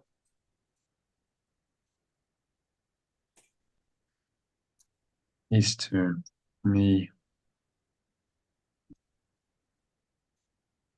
extension of perfect love, currently live with the illusion of death and the fear of perfect love. Okay, so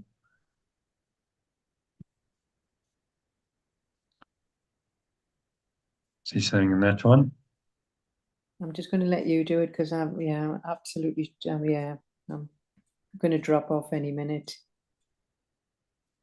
Okay, it's part of a process of letting go. It's part of this ladder, climbing the stairway to heaven. We've come down the descent into hell, and this is saying prayer is part of ascending back up, climbing back up the ladder step by step, and the levels of prayer are the levels of awakening. So we must understand these levels in order to take the journey.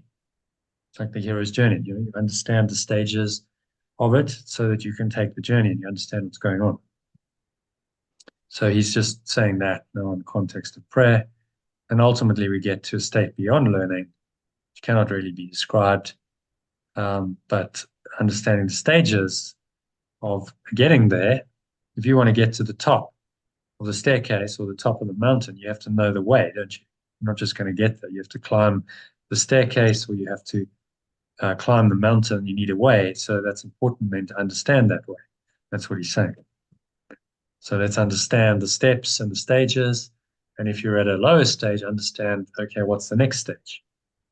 And as you advance to the next stage, you climb the ladder, back up the ladder to pure formless awareness, perfect love, which is at the top. So that's really what he's saying in that one. And then just the key message, summarize the whole thing in a paragraph. Prayer involves from a form of asking out of need to a seamless communication with the pure formless awareness of perfect love, reflecting my journey towards understanding my true self. It's a process of letting go, inviting my innocence back into my awareness, and realizing my unity with everyone and everything, which will ultimately lead to my full awakening. No.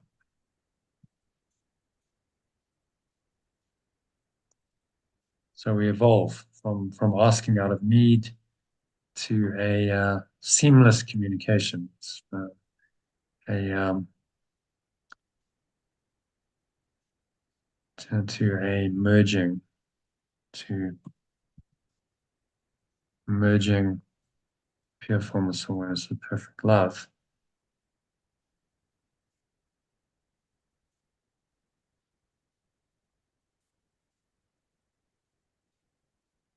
put it there, out of need to understanding my true self by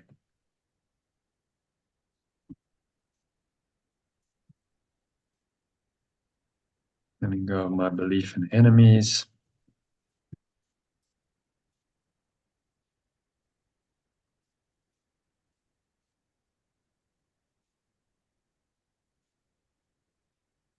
And finally merging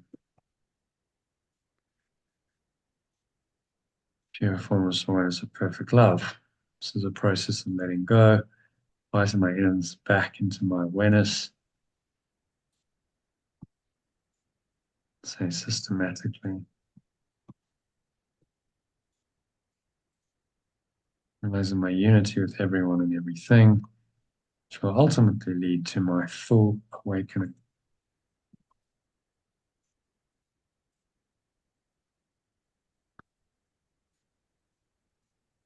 Full awakening into the state of pure formless awareness.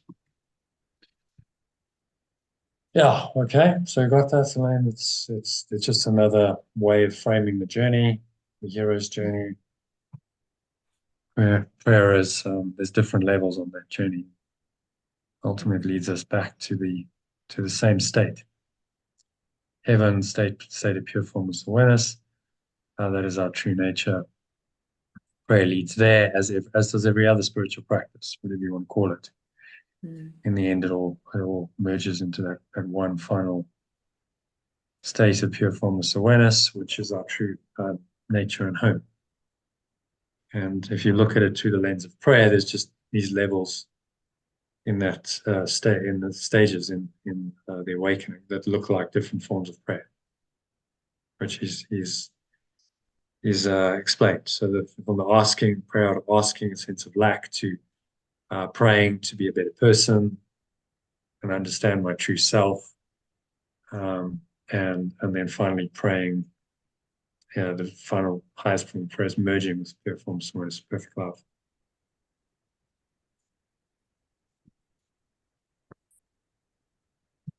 Learning to be a better person.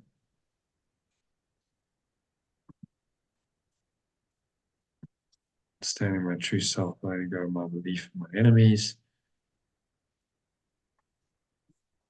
So those are the stages. I understand one.